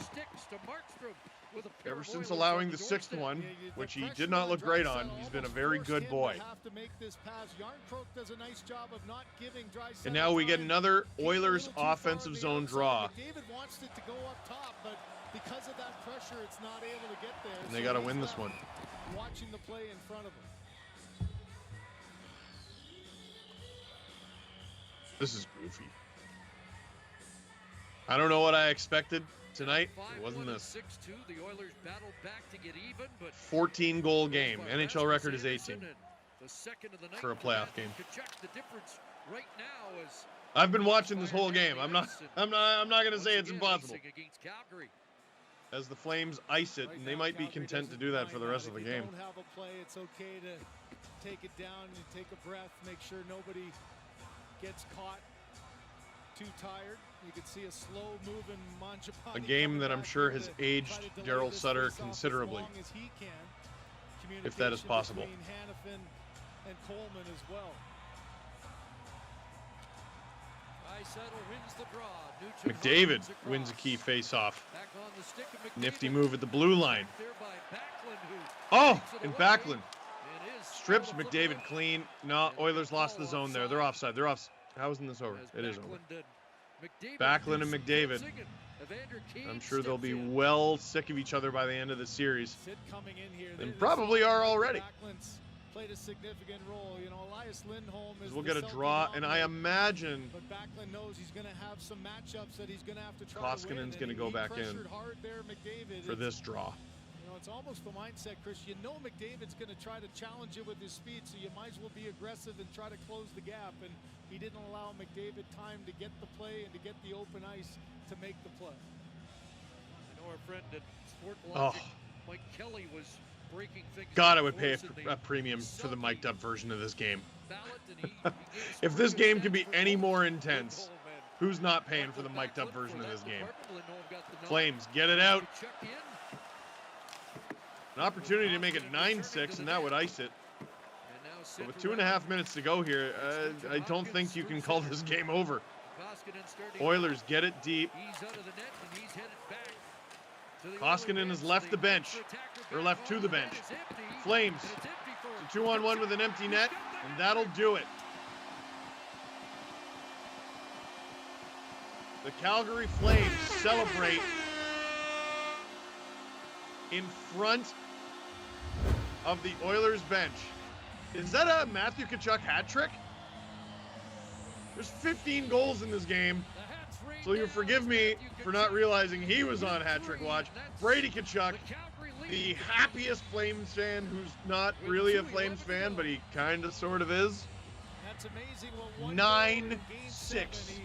Scored a huge goal in Game 7. A 15-goal game. His first goal of the playoffs, and now coming into an all-important game. Matthew Tkachuk, that sure seems intentional, doesn't it? Big Selly right in front of the bench, and his dad won't throw his hat. What do you mean no?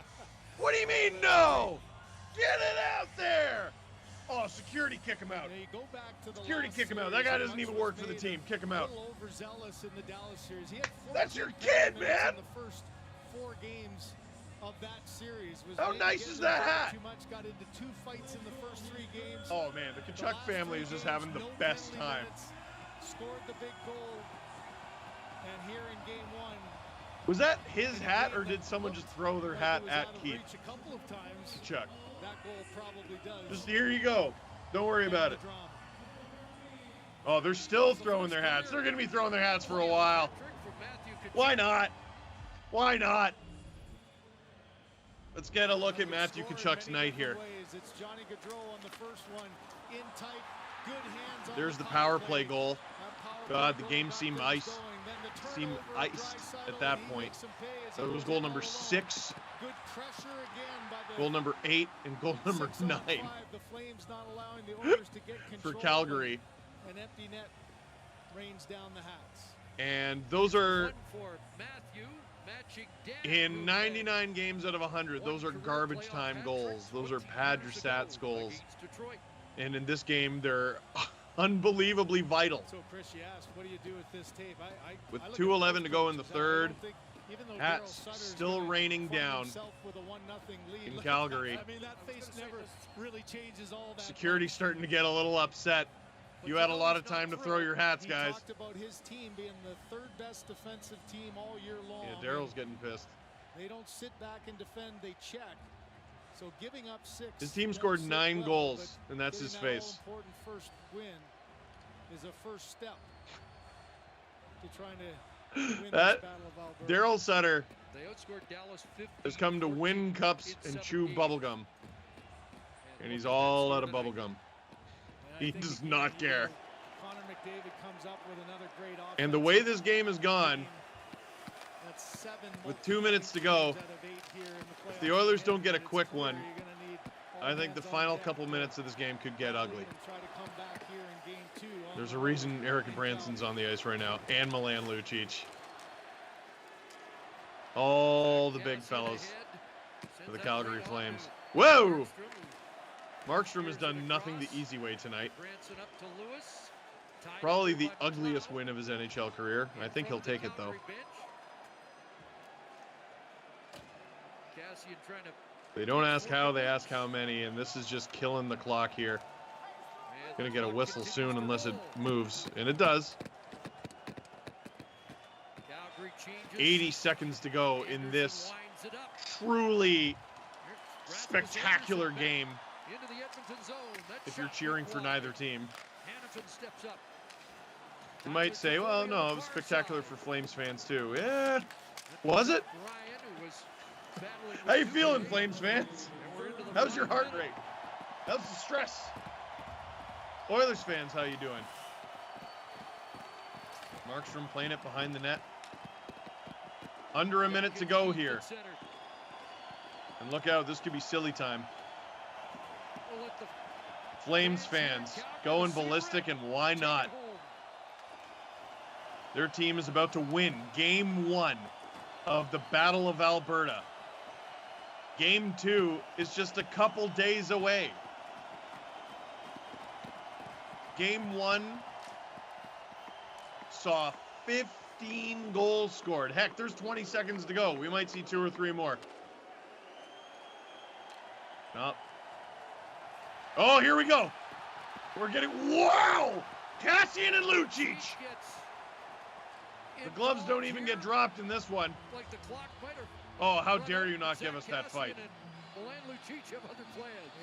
Kassian, so Kassian's going to seem like the aggressor there, but he didn't like that Lucic was laying the lumber on one of the Oilers. I didn't see who.